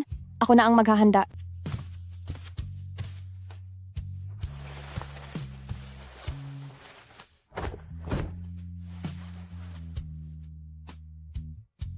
Internal Sutra ng Xuanyang. Ito ang libro ng master para sa gamot niya. Ang sinumang may taglay ng yang nasumpa ay hindi lalampas sa 30 taon ng buhay. Iyan nasumpa lang ang tanging makakapigil dito. At kung ang tao ang magsisilbing host ng yin nasumpa, kailangang magsama sila sa kama para tuluyang gumaling. Ngunit dahil magkalaban ang yin at yang, ang pagsasama sa kama ay magdudulot ng malaking pinsala sa host ng yin na sumpa, maaari itong maging sanhi ng pagkaparalisa o maaari ring mawala ang buhay. Prinsesa, sabi po ng hari, hindi naging maayos ang paghahanda sa araw ng kasal, kaya magbibigay pa po siya ng maraming regalo para sa inyo bilang pambawi. Itong 1,000 piraso ay nararapat lang para sa dangal ninyo, prinsesa. Kung makukuha ang kanyang puso, sa tuwing magsasama, ay mas lalong bibilis ang paggaling upang masigurado na magiging ligtas siya habang buhay. Itinatalaga si Yunfu bilang nag-iisa kong prinsesa. Pangako ko sa buhay na ito na hinding-hindi na ako muling mag-aasawa. At ikaw, ay hindi lang basta asawang makakasama ko habang buhay, kundi ikaw din sa hinaharap ang magiging reyna na mamumuno sa lahat.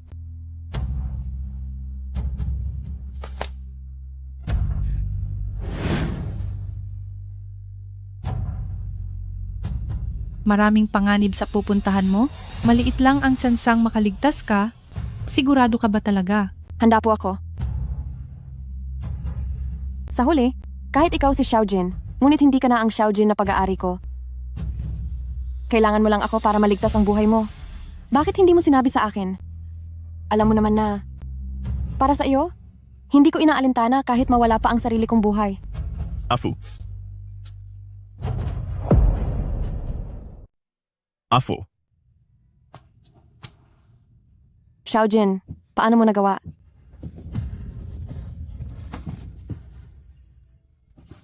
Anong nangyayari sa akin? Bakit ang init ng katawan ko? Xiaojin, matapos mo akong linlangin ng ganito, bakit kailangan mo pa akong painumin ng ganitong gamot? Isa lamang akong mahinang babae na walang kapangyarihan. Kailangan mo pa ba akong katakutan ng ganito? Sa buhay na ito, itinalaga ka talagang maging dakilang pinuno. Masyadong mapagduda at masyadong walang puso. Afu? Pagkatapos ng gabing ito, uupo na ako sa trono bilang emperador. At ikaw?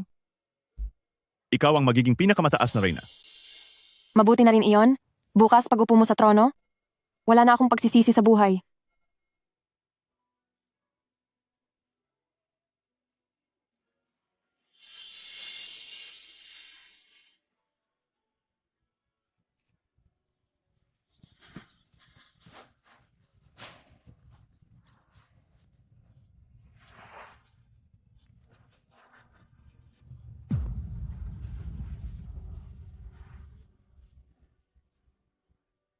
Prinsesa Yun.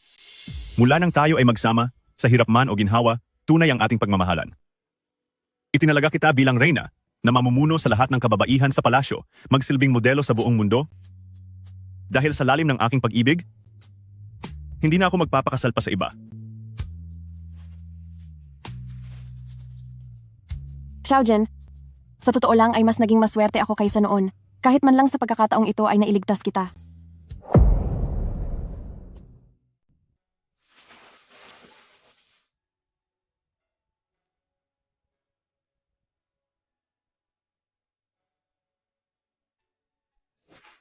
Afu, ibinigay mo sa akin ang lahat. Gagamitin ko ang buong buhay ko para bumawi sa iyo. Mahal na hari, malapit na ang madaling araw. Panahon na po para maghanda para sa inyong pagluklok sa trono. Mahal na hari, dapat na rin pong magbihis at mag-ayos ang reyna para maghanda sa seremonya ng koronasyon. Masyadong pagod si Afu. Hayaan mo muna siyang matulog. Hindi pa huli ang lahat para gisingin siya mamaya. Masusunod po.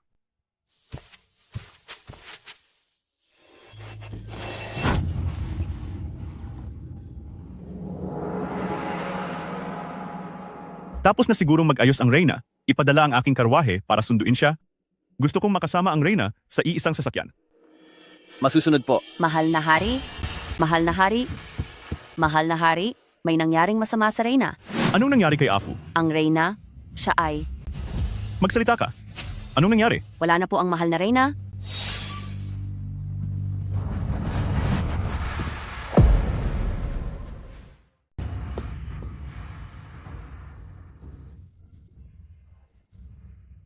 Maliwanag na uminom ka na ng Wheaty and Snow Lotus. Bakit ito nangyayari? Bakit ganito ang nangyari? Afu? Afu? Gumising ka. Nandito na ako. Nandito na ako. Alam kong pilyo ka na gusto mo akong biruin. Bumangon ka na muna at kakalimutan ko na ang lahat. Afu? Afu? Mahal na hari. Lumabas ka. Ang reyna ay kasalukuyan lang na nakikipagbiruan sa akin. Afu, Afu? Afu. Hindi ba't sinabi mo na tatanda tayong magkasama? Bakit mo sinira ang pangako mo? Gumising ka? Hindi ba't sinabi mo? Sinabi mong palayain ko ang pamilya mo. Ngayon din ay maglalabas ako ng utos na ang lahat ng kalalakihan ng pamilyang yun ay bibigyan ng matataas na posisyon at ang mga kababaihan ay gagawing mga donya? Ayaw mo ba?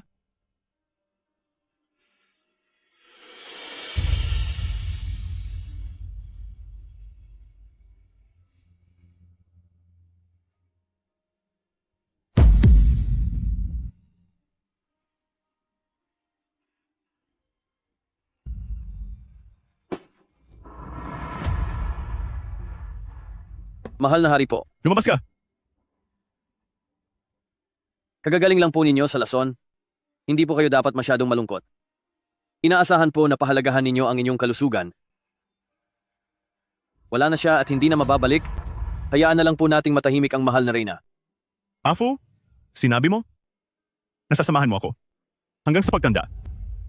Mahal na hari, tanggapin nyo na po. Hindi na po maaga ang oras. Ang lahat ng mga opisyal ay naghihintay na sa inyo para sa inyong koronasyon.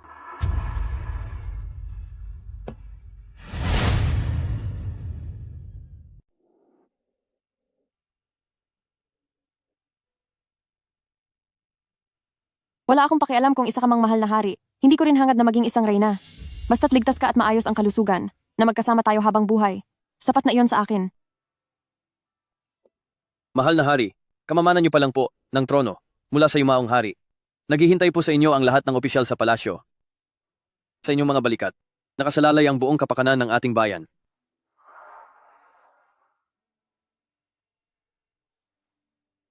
Iparating ang aking utos. Nagkaroon ng lagnat ang reyna kahapon. Hindi maganda ang kanyang pakiramdam. Kaya kailangang ipagpaliban muna ang seremonya ng koronasyon. Magpadala rin ng mabilis na mga mangangabayo. Pumunta kayo sa templong Lanyin at sunduin si Guro Wuji upang gamutin ang reyna. Masusunod po.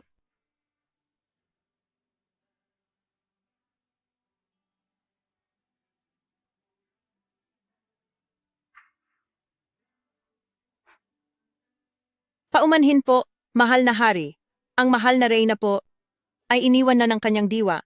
Ang kanyang lakas ay tuluyan nang nawala. Ako po ay wala nang magagawa.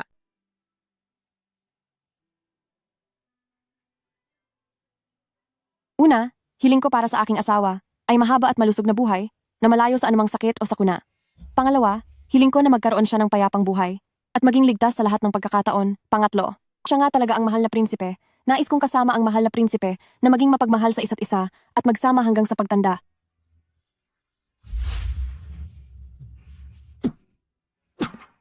Mahal na prinsipe, siya. Afu, Gising na po ba kayo, mahal na hari? nasaan si Afu? Dahil nakita ng inang reyna na labis kayong nagdadalamhati at ang mahal na reyna naman ay hindi na maaring magtagal doon. Kaya iniutos niya sa mga opisyal na asikasuhin ang libing ng reyna. Ang labi ng mahal na reyna ay nakahimlay na ngayon sa kanyang himlayan. Sino ang nagpahintulot nito? Kailangan ko siyang makita. Miss Du, hindi ito ang lugar na dapat ninyong puntahan.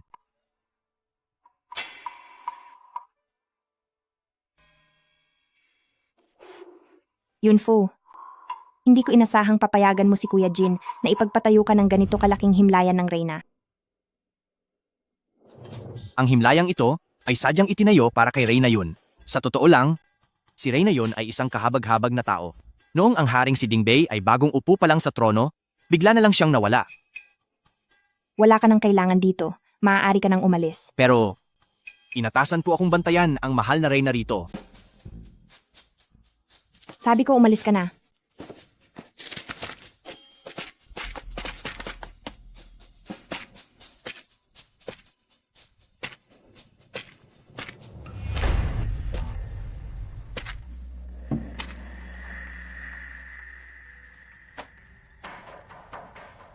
Yunfu, dahil sa pangaagaw mo kay Kuya Jin, sisiguraduhin kong hindi ka matatahimik. Kayong mga naririyan, kunin ang katawan ni Yunfu at itapon sa labas para ipakain sa mga hayop.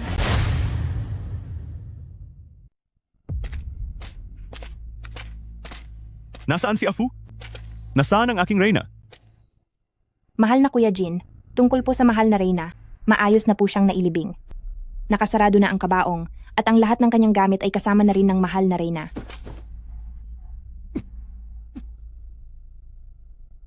Mahal na hari, hayaan niyo na po siyang makapagpahinga ng mapayapa.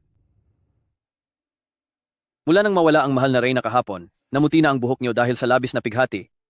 Kahit pa nasa kabilang buhay na ang mahal na reyna, kahit sirain niyo pa ang kabaong ngayon, hindi na muling babalik ang mahal na reyna, mahal na hari. Ang ikatlong hiling ay ang maging tapat tayo sa isa't isa bilang mag-asawa at tumandang magkasama. Tapat na pagsasama bilang mag-asawa. Hanggang sa pagtanda. Tumanda na ako kasama ni Afu. Mahal na hari, mayroon pong bagay na hindi malinaw sa akin. Hindi ko po alam kung dapat ko ba itong sabihin. Magsalita ka. Sinabi po noon ni Guro Wuji na sa pag-inom ng Wheatian Snow Lotus, magiging maayos ang kalagayan ng mahal na reyna. Ngunit ngayon, dahil sa inyong matinding pighati kahapon, mas inintindi namin ang inyong kalusugan at hindi kami nakapag-isip ng mabuti. Sa pag-uulat ko ngayong umaga, naisip kong lumapit at ipaalam sa inyo na parang kahapon po ay may nakita akong palihim na pumasok sa kwarto ni Guro Wuji. Pakiramdam ko ay may mali rito.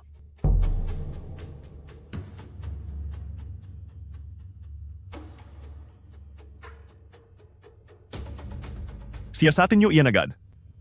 Huwag kayong magpapalagpas ng anumang ebidensya. Kung may kinalaman nga ang iba sa pagkamatay ng reyna, sisiguraduhin kong siya ay magbabayad sa ginawa niya. Mahal na hari, maingat po kaming nagsagawa ng paghahanap. Mula sa Templong Lanyin hanggang sa bawat mansyon at looban, at sa wakas sa loob ng kwarto ni na mansyon ng Du at Miss Du, ay nahanap po namin ito. Ito ba ang Snow Lotus Pill? Opo. Napatunayan po namin na bago pa ang Guro Wuji, lihim na niyang pinalitan ang totoong Snow Lotus Pill. Kaya naman ang Snow Lotus Pill na ibinigay sa inyo ng Guro Wuji ay peke. At ang mahal na reyna naman, dahil nga po sa pag-inom ng peking Snow Lotus Pill. Kaya naman, nasaan na ang masamang babaeng iyon ngayon?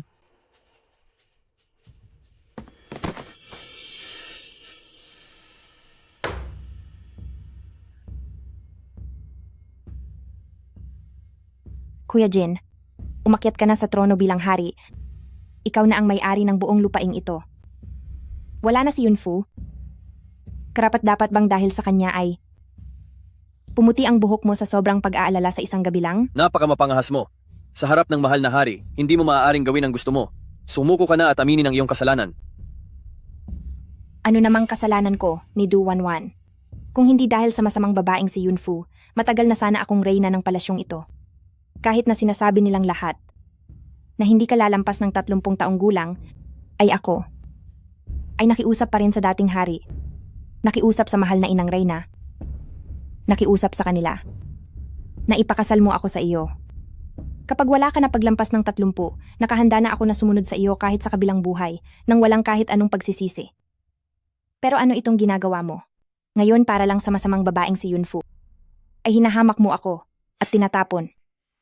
Akong si Du Wanwan ay minahal ka ng 10 taon. 10 taon, paano ko ito matatanggap? Bukod doon, hindi ba't ikaw naman ay una pa lang na nakahandang hayaan siyang mawala? Ihayag ang aking utos. Liping Du, parusahan ang buong pamilya nila. Du Wanwan, tanggapin mo ang pinakamabigat na parusa.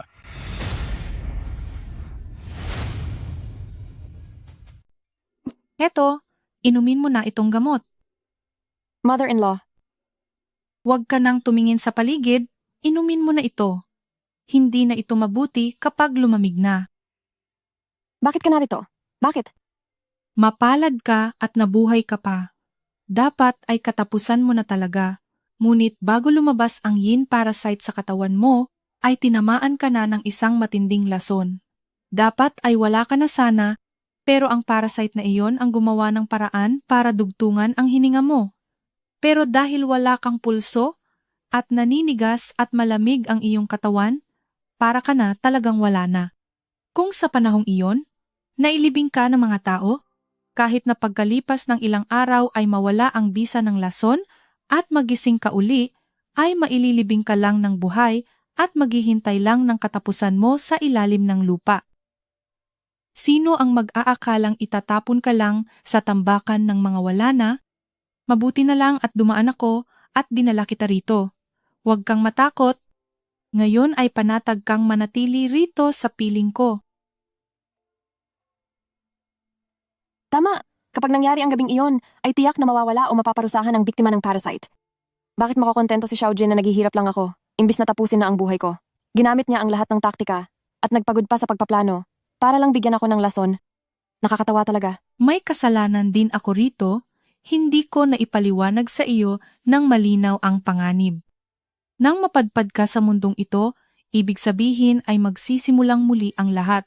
Siya ay siya pa rin, pero iba na rin ang pagkatao niya. Hindi lang dahil sa wala siyang maalala sa iyo, hindi rin garantisadong mamahalin ka niya, at baka saktan ka pa niya. Ganoon ba? Talaga ha?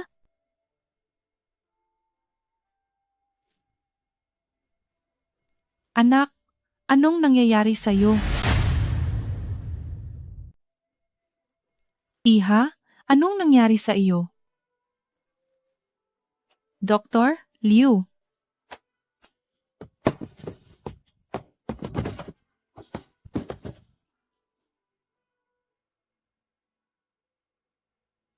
Iha, congratulations. 2 buwan ka nang nagdadalang tao. Nagdadalang tao? Nagbunga pala ang pagmamahalan namin ni Xiaojin. Pagkatapos ng matinding pagsubok, darating din ang magandang kapalaran. Kukuha lang ako ng gamot para sa bata, magpahinga ka muna, huwag mo nang pagpahingahin ang iyong sarili.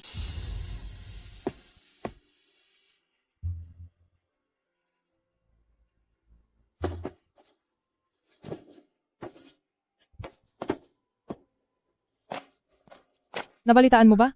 Naglabas na ng utos ang mahal na hari. Pinarusahan na si Liping Du. Ang sabi raw ay ang panganay na anak ng mga Du na si Du Wanwan ang nagplano para mawala ang dating reyna. Kaya pati ang buong pamilya niya ay nadamay at naparusahan. Siyempre, alam ko yan. Narinig ko rin na mula nang wala na ang dating reyna, ang mahal na hari ay palagi nang nananatili sa mansyon ng Prinsipe Dingbei. Ayaw niyang bumalik sa palasyo. Nagutos pa siya na hinding-hindi nakukuha ng bagong asawa o reyna. Ang pagmamahal ng hari sa dating reyna ay tunay na napakalalim at wagas. Kriminal? Ang mundong pinapangarap niya at ang payapang buhay sa hinaharap ay nakuha na niyang lahat. Ang pagkukulang ko kay Xiaojin ay nabayaran ko na rin. Mula ngayon, wala na kaming kinalaman sa isa't isa. At tungkol sa batang ito, sisiguraduhin kong maaalagaan ko siya hanggang sa paglaki niya.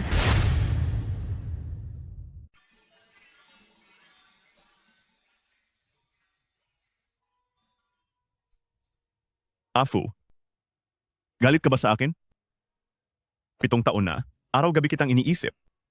Pero kahit kailan hindi ka nagpakita sa panaginip ko.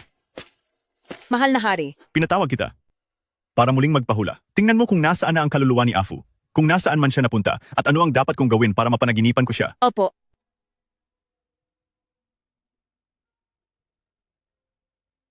Anong sabi? Mahal na hari, base sa nakikita sa hula, may isang paraan para makita niyo ang mahal na reyna. Anong paraan? Ayon sa hula, ang susi ay ang Huitian Snow Lotus. Huitian Snow Lotus? Tama po. Sa loob ng 3 araw, kailangan niyo makahanap ng 81 piraso ng Huitian Snow Lotus. Ilagay ang mga ito sa loob ng puntod na ito, bilang alay sa kaluluwa ng mahal na reyna. Pagkalipas ng 3 araw, mangyayari ang pambihirang pagkakataon na 7-star alignment night. Pagdating ng gabing iyon, kasabay ng pagbuka ng 81 Snow Lotus, makikita niyo po rito ang mahal na reyna. Totoo ba yan? Alam niyo po, napakahirap hanapin ng Huitian Snow Lotus.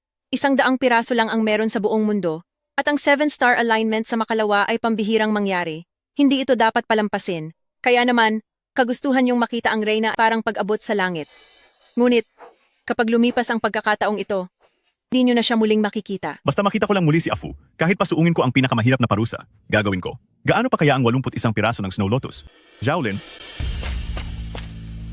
Nandito po ako. ipaalam sa buong mundo, sinumang makapagbibigay ng Huitian Snow Lotus ay gagantimpalaan ng 1,000 gintong dolyar. Sa loob ng 3 araw, kailangang dalhin ang 81 Snow Lotus. Walang dapat magkulang, dalhin ang lahat sa puntod ng rain. Opo.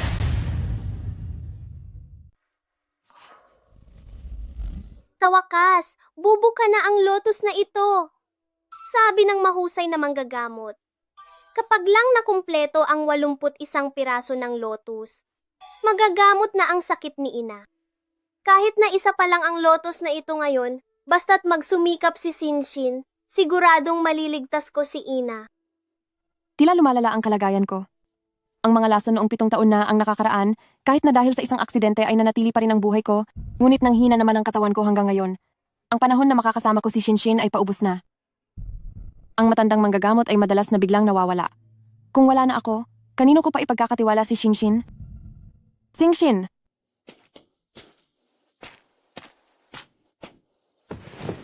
Singsin, ano na naman ang ginawa mo? Ina, ako po ay... Nagkasugat ka na naman ba? Para lang diligin ang lotus na iyan? Ilang beses ko na bang sinabi sa iyo na huwag kang maniniwala sa mga mapagpanggap na iyan. Ang mga itinuro ko sa iyong paraan para hindi maloko. Mukhang nakalimutan mo na lahat. Ina, hindi naman po sa hindi nakikinig si Singshin. Sabi po ng manggagamot, tanging lotus na nadiligan ng dugo ang makakapagligtas sa inyo. Hindi kaya ni Singshin na wala si Ina. Hindi ko hahayaang lumala ang sakit nyo. Jinjin, hindi naman sinasadya ni Ina na mapagalitan ka. Ikaw lang ang kaisa-isa kong pamilya, kaya ayaw kong masaktan ka kahit kaunti. Huwag kang mag-alala. Huwag kang mag-alala. Mabubuhay ng matagal si Ina para alagaan si Shinshin hanggang sa paglaki mo. Sige po. Mahal na hari. 2 araw na ang nakalipas, ilang Snow Lotus na ang nahanap nyo? Mahal na hari, nag-alok po ako ng 10,000 ginto bilang pabuya sa buong 13 probinsya at nakakuha na kami ng 80 Snow Lotus. Ngayon, isa na lang ang kulang at makukumpleto na ang ritual ng pag-aalay. Sa pagsapit ng 7-star alignment bukas ng gabi, muli na ninyong makakasama ang mahal na reyna. Kailangan na lang nating mahanap ang huling isa. Hanapin ito. Gawin ninyo ang lahat para mahanap ito. Ang sinumang makakahanap sa huling Snow Lotus na iyan, ay bibigyan ko ng kahit anong pabuya. Balita. Mahal na hari, may balita na po. Magsalita ka. May isang taga-nayon po na nagsabing ang 81 Snow Lotus ay nakita niya sa kanilang nayon. Mabuti, napakabuti. Salamat sa langit, sa wakas ay muli kong makikita si Afu at makakasama siyang muli. Kahit pa isa na lang siyang kaluluwa, gagawin ko ang lahat makita lang siya. Jaolin, ikaw mismo ang pumunta para kunin ito. Ang huling Snow Lotus na iyon ay napakahalaga, hindi tayo pwedeng magkamali. Opo. Sa wakas, namukadkad din ang Snow Lotus na ito. Uncle, ibalik mo ang Snow Lotus ko. Ibalik mo ang Snow Lotus ko. Bata, Ito ang 100 ginto. Kinukuha ko na ang Snow Lotus na ito. Akin na itong Snow Lotus. Sandali, wag kang aalis. Akin ang Snow Lotus na iyan, inaantay iyan ng nanay ko. Para lang galingin siya. Ang nanay mo? Alam mo ba na ang Snow Lotus na ito ay iaalay para kay yumaong Emperatrice? Ang nanay mo na nasa liblib na lugar, ano man ang mangyari sa kanya, maikukumpara ba iyon kahit sa isang hibla ng buhok ni yumaong Emperatrice? Nagmamakaawa po ako, sir. Ibalik niyo na po sa akin ang Snow Lotus. Kapag nawala ang nanay ko, wala na ring silbi ang buhay ko. Bata, itong 100 gintong barya ay sapat na para sa inyong mag-ina hanggang sa susunod na mga henerasyon. Ang 99 na Snow Lotus ay kailangang ihandog sa libingan ng Empress. Mahal na mahal ng hari ang kanyang asawa at si yumaong Emperatrice ang pinakaimportante sa kanya. Kapag nagkulang ito ng isa, siguradong magagalit ang hari, parurusahan ng buong pamilya mo. At kayong dalawa ng nanay mo ay parehong mawawala. Huwag kang aalis. Ibalik mo sa akin ang Snow Lotus. Ibalik mo ang Snow Lotus ko. Wala na ang Snow Lotus. Paano nagagaling ang nanay ko sa sakit niya? Ang 99 na Snow Lotus ay kailangang ihandog sa libingan ng Empress. 99 na Snow Lotus. Libingan ng Empress. Eksaktong 99 na Snow Lotus ang kailangan para sa sakit ni nanay. Kung pupunta ako doon, maliligtas ko na ang nanay ko.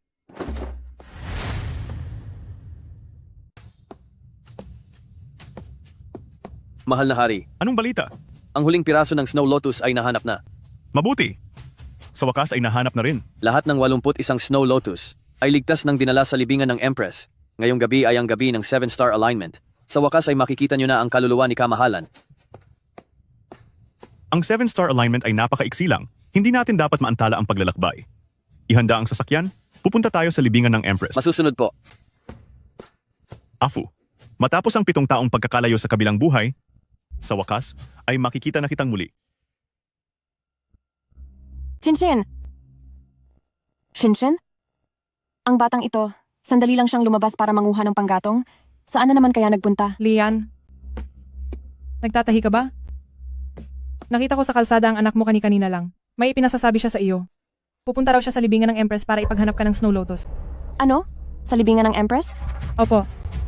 Mula nang nakalipas ang 7 taon nang akalain ni Xiaojin na wala na ako, ang libingan ng Empress ay naging bawal ng puntahan. Bakit pumunta si Shinshin sa mapanganib na lugar na iyon kung may mangyaring masama sa kanya? Ano nang gagawin ko? Hindi maaari. Kailangang hanapin si Shinshin.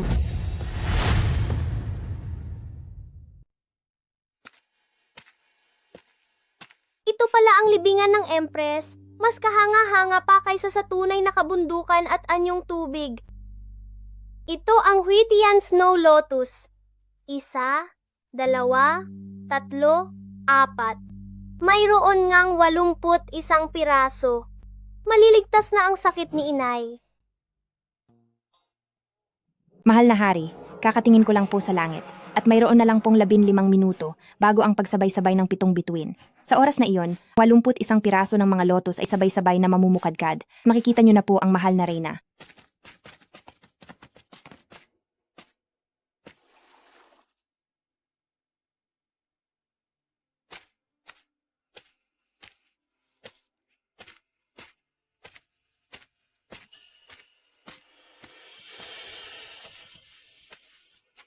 Ito ba ang larawan ng reyna? Bakit ang hitsura ng reyna ay kaparehong-kapareho ng hitsura ng aking inay? Ang lakas ng loob mo. Ano ang ginagawa mo? Ang taong ito ay nakasuot ng pang-emperador na damit. Posible kaya na siya ang ating mahal na hari? Tapos na. Wala na, tapos na ang lahat. Ang 81 lotus na ito, hindi dapat mabawasan kahit isa. Itong napakabihirang pagkakataon ng 7-star alignment ay tuluyan nang nawala. Bakit? Afu? Bakit kahit ibinigay ko na ang lahat para lang makita ka, ay nauwi pa rin sa wala ang lahat? Ikaw na naman. Ikaw na bata ka. Naglakas loob kang pumunta sa libingang panghari para magnakaw ng lotus. Talaga bang gusto mo ng parusahan? Ako po. Mahal na hari. Sinira ng batang ito ang mga lotus na gagamitin para sa ritual. Ano po ang nais ninyong gawing parusa? Inaamin po ni Sinsin ang kasalanan. Mahal na hari. Kinuha po ni Singsin ang lotus para po ipanggamot sa aking ina. Patawarin niyo na po si Singsin. Handa po akong tumanggap ng parusa, pero maaari po bang hayaan niyo muna si Singsin na makabalik para gamutin ang aking ina? Sinasabi mong may ina ka pa? Ano ang pangalan niya? Yunfu po ang pangalan ng aking ina. Sabi mo, ay Yunfu ang pangalan ng iyong ina? Opo. Ang larawang ito at ang aking ina ay kamukhang-kamukha po talaga. Jingxin? Singsin? Anong ginagawa mo rito? Singxin? Anong ginagawa mo? Saan galing ang taga-bukid na babaeng ito? At bakit napadpad dito sa sagradong puntod ng reyna? Sa tingin mo ba ay karapat-dapat kang pumasok dito? Papuntahin niyo po ako sa loob. Ang anak ko ay tumakbo papasok sa puntod ng reyna. Ang puntod ng reyna ay isang ipinagbabawal na lugar. Ang ginawa ng anak mong pagpasok ng walang pahintulot ay tiyak na mapaparusahan ng malubha. Ilayo niyo siya rito. Opo. Tigil. Singsin! Inay, Singsin, okay ka lang ba? Pinag-alala mo ng husto ang inay. ayos lang po ako, inay. Si Sinshin ay pumasok lang naman po para ihanap kayo ng bulaklak ng snow lotus. Yun, Singsin, nagawa mo pang pasukin ang isang bawal na lugar. Kung hindi pa kita pipigilan, balak mo na ba yatang magpunta sa langit sa pasaway mo? Afu? Nagkakamali ka po ng inaakala. Paano naman ako magkakamali sa'yo? Talagang nagkakamali po kayo ng taong nakikita. Inay, siya ba ang itay ko?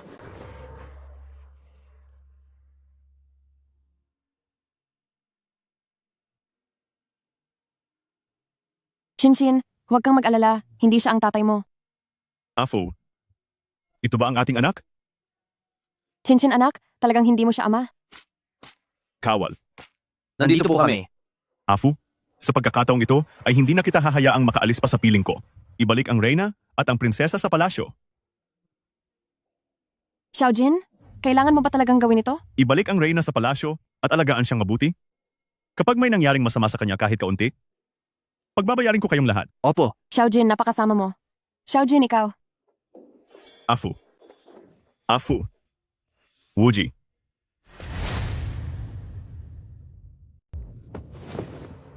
Binabati po kita, mahal na hari. Ang lason na nasa loob ng katawan ng reyna ay tuluyan na pong nawala at ligtas na siya. Totoo ba ang sinasabi mo?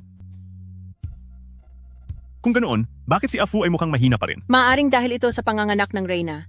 Mabuti na lang at ang lason ay kasabay ring nailabas noong siya ay nanganak. Ano ang dapat nating gawin para gumaling siya? Kailangan ba ng Snow Lotus Pill? Kung hindi sapat ang isa, handa akong gamitin ang sarili kong dugo para buhayin ang Huitian Snow Lotus. Kahit ilan pa iyan, hindi ako natatakot. Huwag po kayong mag-alala, mahal na hari. Maayos na ang kalagayan ng reyna.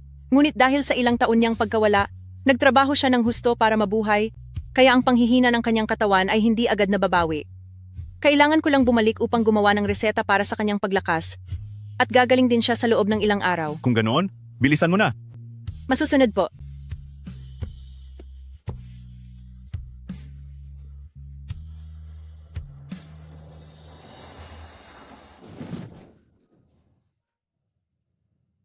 Nasaan ako? Mansyon ng Prinsipe Dingbei.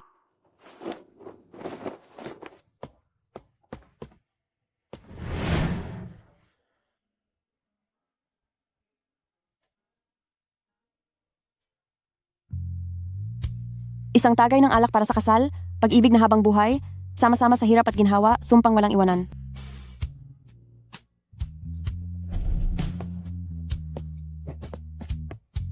Salamat sa Diyos, Afu. Sa wakas ay gising ka na. Sa loob ng 7 taon, bawat sandali ay iniisip kita. Kailangan pa ba nang magpanggap ka sa harap ko? Di ba 7 taon nang nakalipas, ikaw naman talaga ang gustong tumapos sa akin? Hindi yan totoo, Afu. Pakinggan mo muna ang paliwanag ko. Bitiwan mo ako. Inay! Inay! Sa wakas ay gising ka na. Sobrang nag-alala kami ni Daddy. Exingsin. Yunfu, hindi mo siya tunay na Xiaojin. Daddy, Xiaojin? Nasa harap ka ng bata, anong balak mong gawin? Dalhin mo si prinsesa sa hardin. Opo, mahal na hari. Tayo na, prinsesa. Magpapalipad tayo ng saranggola. Bitawan mo ako, Xiaojin. Ano ba talagang ginagawa mo? Talaga bang gusto mong mawala na ako sa harap mo bago ka makontento?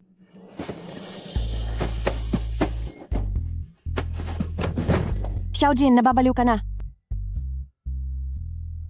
Afu, simula noong araw na umalis ka, ang puso ko ay wala na talagang laman.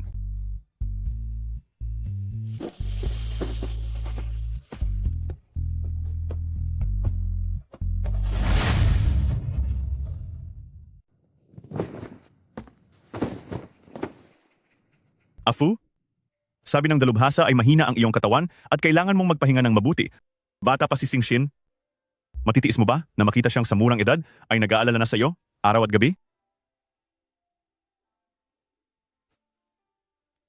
Ikaw ang aking reyna, ang namumuno sa palasyong ito. Maging ang mga doktor sa palasyo o ang lahat ng pinakamagaling na gamot sa mundo, hahanapin ko ang lahat ng iyon para sa iyo. Si Singshin ang tanging prinsesa ng Chang. Ibibigay ko ang lahat ng pinakamabuti para sa inyo. Pinakamagaling na gamot? Ang posisyon ng reyna?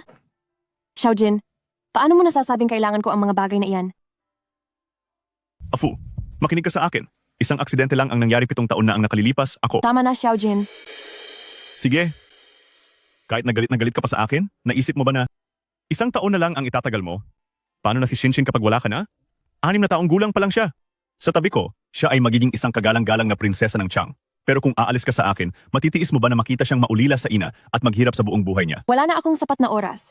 Kung magiging tapat lang si Xiaojin kay Singshin, magkakaroon ng mag-aalaga sa kanya? Pero, mapagkakatiwalaan ko pa ba siya ulit? Afu, sa buong buhay ko, ikaw lang ang nag-iisa kong asawa.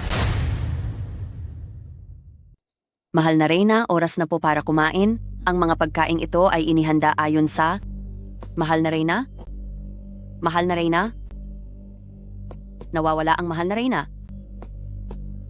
Hindi ito maaari. Nawawala ang mahal na reyna.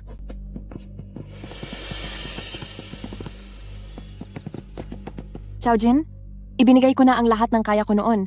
Bakit ba ayaw mo pa kaming palayain? Ang buong mundo ay sakop ng aking kapangyarihan. Sa tingin mo ba kapag lumabas ka ng palasyo, ay matatakasan mo na ako? Kapag ngayon ay hindi mo pa rin kami pinayagang makaalis. Inay, wag po! Ako si Yunfu ay mawawala na sa harap mo ngayon din. Sige. Palayain kayo?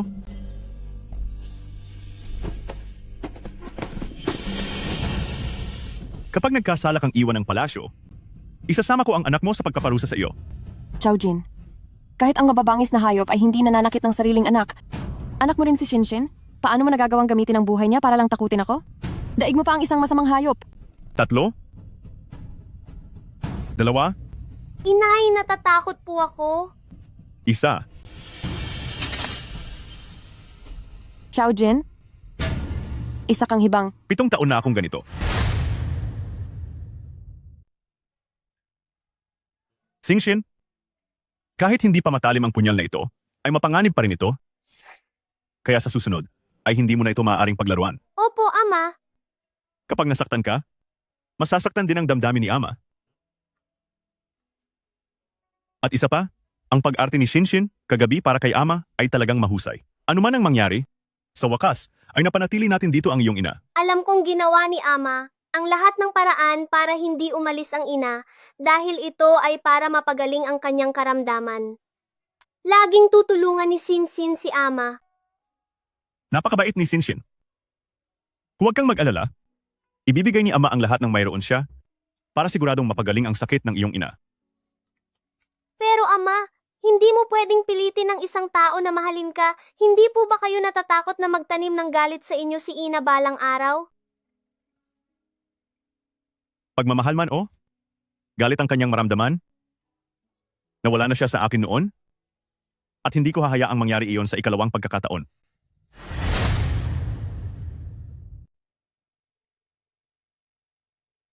Napakatalino talaga ni Singsin. Pagkatapos lang ng isang beses na pag-aaral, alam mo na kung paano isulat ang iyong pangalan. Kung nasa modernong panahon lang tayo, tiyak na magiging magaling kang mag-aral sa Tsinghua at Peking. Dahil po kahapon, tinuruan po ni Ama si Xingxin na isulat ang kanyang pangalan at nakita ko pa po si Ama na palihim na isinusulat ang pangalan ni Ina ng paulit-ulit.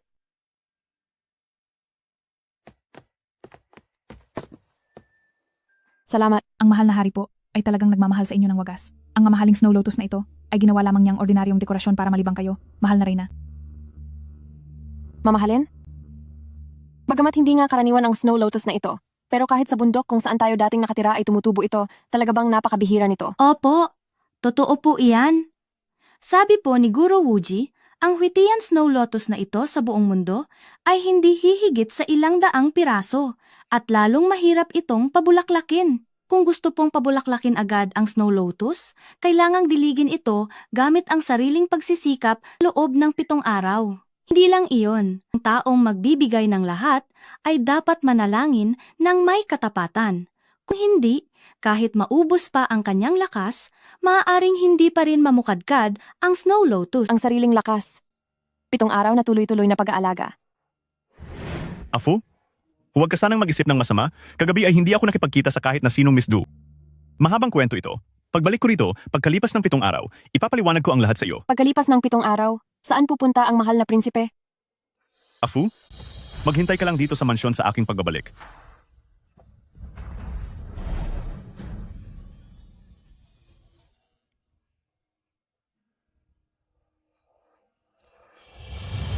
Ibig bang sabihin nito, ang 7 araw na pag-alis ni Xiaojin ay para talaga ibuhos ang lahat ng kanyang lakas upang pabulaklakin ang Huitian Snow Lotus para sa akin?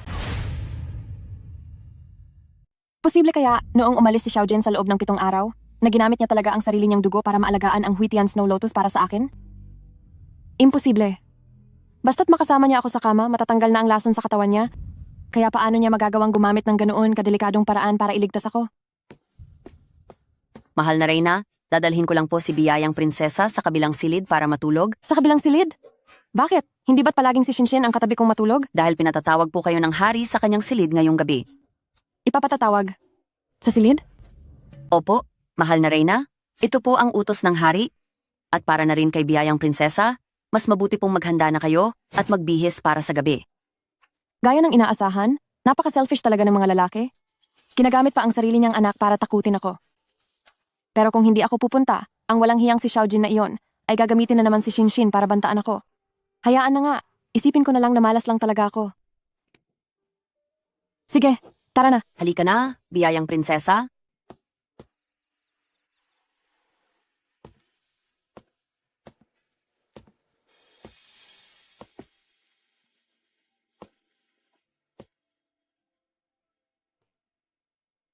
Halika rito. Tulungan mo akong magbihis.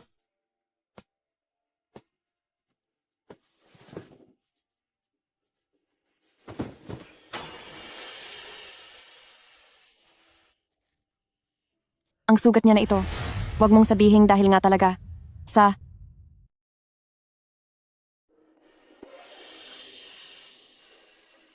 Hindi lang iyon. Ang taong mag-aalay ng dugo mula sa kanyang puso ay dapat manalangin ng may katapatan po. Kung hindi, kahit maubos pa ang lahat ng dugo sa puso niya, maaaring hindi pa rin mamulaklak ang Snow Lotus. Ibig bang sabihin nito, ang ginawa niya talaga ito para sa akin, na gamitin ang sariling dugo ng kanyang puso para buhayin ang Huitian Snow Lotus? Afu. 7 taon na ang nakararaan, hindi ko ginustong saktan ka. Sadyang ang Huitian Snow Lotus ay lihim na pinalitan ni Du Wanwan, kaya nagdanas ka ng ganoong sakit nang wala sa oras. Ngunit sinabi ni Guru Wuji sa akin nitong mga nakaraang araw, na ang lason sa katawan mo ay tuluyan ng gumaling. Pero bakit tila humihina ako nitong mga nakaraang taon? Iyan ay dahil matapos mong isilang si Singshin, naging sakitin ka at pagod sa sunod-sunod na trabaho, at hindi pa nakakabawi ang iyong nanghihinang katawan. Ang mga gamot na iniinom mo nitong mga nakaraang araw ay para ayusin ang mga pinsala sa iyong kalusugan. Sa sapat na pangangalaga, magiging maayos din ang lahat sa lalong madaling panahon. Patawad, Afu. Kasalanan ko dahil hindi ako nanatili sa tabi mo. Afu. Huwag kang mag-alala. Mula ngayon, mananatili na ako sa tabi mo habang buhay. Afu. Xiaojin, sa wakas ay magkakasama na tayo magpakailanman. Tunay ngang walang hangganan ang hangarin ng tao. Matapos ang isang buo at masayang buhay kasama ka, hindi pa rin ako mapakali at sakin pa rin ako. Tila ang lahat ng nakaraan ay hindi sapat para mapunan ang pangungulila sa puso ko. Wala ka na ba talaga? Hinayaan ako ng langit na matupad ang napakaraming pangarap kung sakaling hihiling ako ngayon para sa ating dalawa.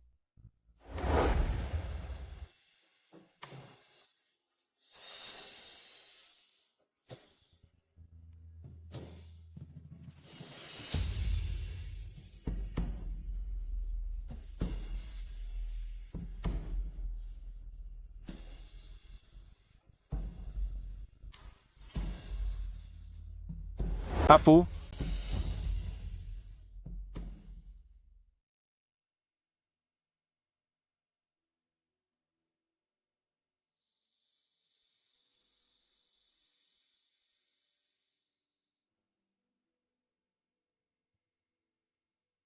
Cut. Perfect. Tapos na ang taping. Salamat sa pagtitiyaga, Guro.